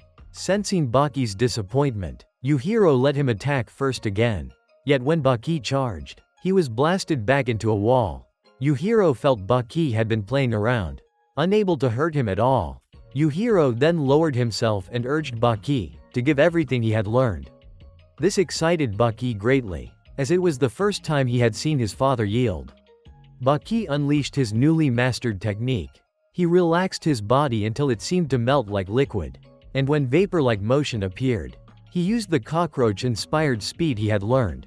Baki rushed forward and grabbed Yujiro, the two struggling fiercely together. Baki then unleashed rapid strikes, even sending Yujiro crashing through several restroom doors. But it didn't injure him in the slightest. Yujiro hurled Baki backward, cracking the wall. Suddenly something strange caught Yujiro off guard. As many people had gathered to watch him discipline his son, spectators cheered non-stop while watching them, and the scene went viral online. Fans from everywhere gathered to watch, surrounding the building to witness the legendary fight. This made Yujiro uncomfortable. He leapt down and told Baki to stop, but Baki refused, wanting to show his strength before thousands of fans. So Baki charged again at his father. Yujiro simply stood there and endured the blows. Baki's strikes were too fast for the naked eye, leaving fans unable to follow the action. Yujiro finally accepted his rebellious son's challenge. Baki used his cockroach speed technique once more to attack, but this time it had no effect, as Yujiro was serious. Of course, he couldn't lose face in public like that. He delivered a powerful blow that left Baki writhing on the ground. Although Baki tried to resist his father, no matter what he did, he was beaten mercilessly. Baki refused to give up or collapse like this, because this was the clash he had long awaited. He charged again, ready to continue attacking. He launched strikes, but Yujiro read them all. Yujiro decided to play around a bit with Baki, allowing him to freely punch and kick his body. Against the strongest man in the world, Baki felt basic attacks were useless, so he resorted to prehistoric martial arts. Baki summoned the image of an ancient rhinoceros. This surprised Yujiro at the sight of that form. He even grew interested in the attack, anticipating being charged by the beast. Yujiro accepted the challenge, and Baki rushed toward him, imagining a gigantic rhino crashing into his body. The force pushed Yujiro back hundreds of meters, slamming him into a car. Everyone watching was left stunned. Yujiro then prepared to show Baki his own crafted technique, one that required no physical form, which he called the embodiment of fist. It combined strength and muscle, creating shockwaves that echoed outward. To prove its power, Yujiro demonstrated it before everyone and Baki. Suddenly Baki reminded him that true importance lay in strength, not the tricks meant to frighten opponents. He instantly used a lightning-fast technique, knocking Yujiro down. Fortunately, Yujiro regained consciousness quickly, or he might have lost face before the crowd. Yujiro praised Baki, saying his unique skill surprised him. He beckoned Baki closer to pat his head, which was actually a psychological tactic. Though Baki claimed he didn't need it, his heart secretly longed for it. This created a conflict within him. He didn't know whether to follow heart or reason.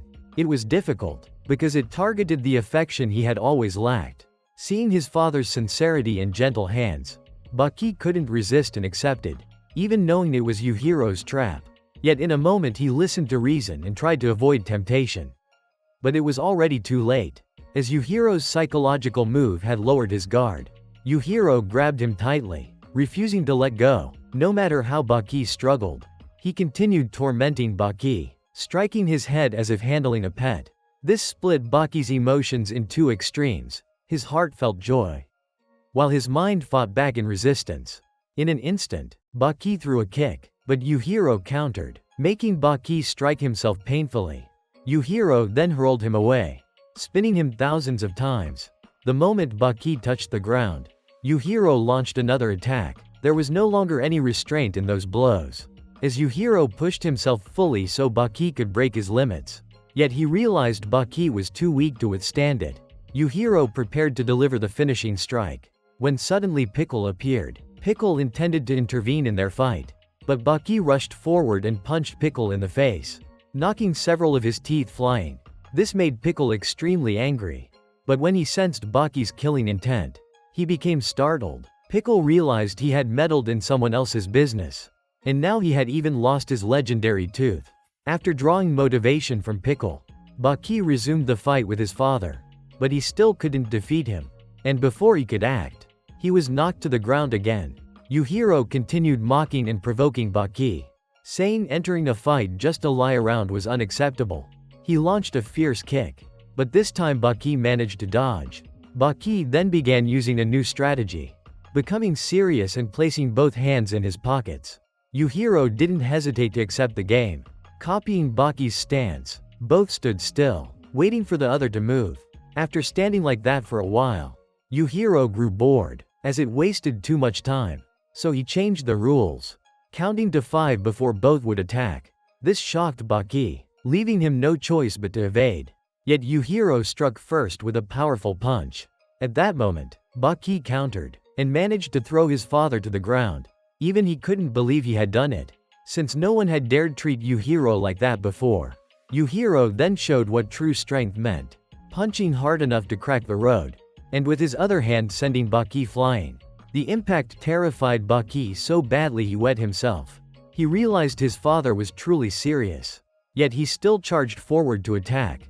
Yujiro suddenly knocked him away with a kung fu display, then unleashed his power, revealing the demon face on his back.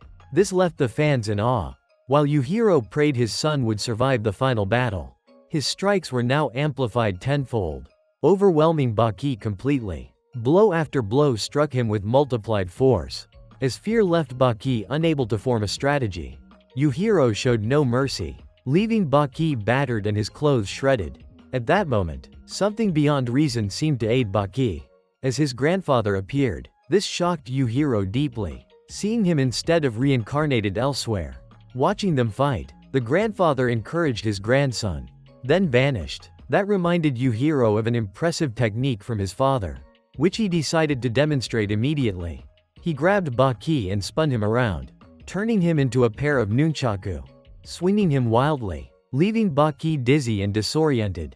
With blood flow disrupted, Baki began losing consciousness. Yujiro acted insanely toward his own son, forgetting their familial bond. The chaos caused tremors, sending people running, and it seemed everything was over.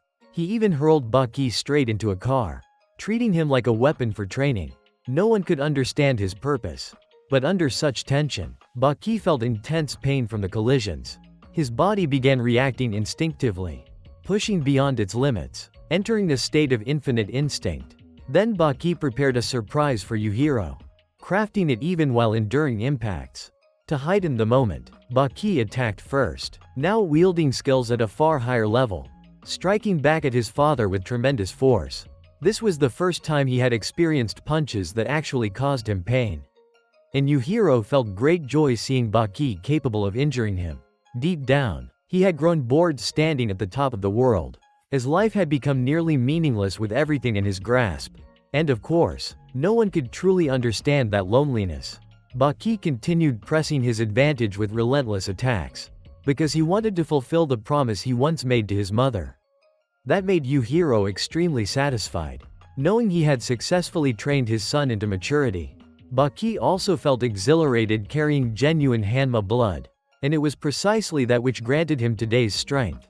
This was the wonderful day he had always dreamed of, getting to punch his own father. Baki fully enjoyed sparring with the strongest man in the world, something he had never had the level to do before. He relished unleashing the power within himself, fighting someone no one else dared to confront. Their battle was likened to gods clashing, as fans silently watched every move of the Hanma father and son. They traded blows endlessly, struggling fiercely for hours without either falling. Both sought to settle all past grudges through this fight. Yet Baki's punches gradually tired him out. He finally leapt up and sat on his father's head, wanting to return to childhood moments beside him. Yujiro compensated in his own way, strolling around to create memories, astonishing all witnesses, seeing their bond mend so quickly. Yujiro urged Baki to attack with all his strength, and Baki obeyed, striking continuously. It seemed the fight might end soon, but Yujiro clapped both hands hard onto Baki's head, leaving Baki unable to hear anything. Yet he taught him a lesson about fists, so they could exchange decisive blows. A merciless duel, with no running, punching until one collapsed. Everyone watching stood in awe. As media recorded the historic moment, Yujiro spread his arms, letting Baki punch until satisfied. But once that wish was fulfilled, Yujiro embraced him tightly, mirroring what he had once done to Baki's mother. Leaving Baki to endure, he collapsed just like she once had.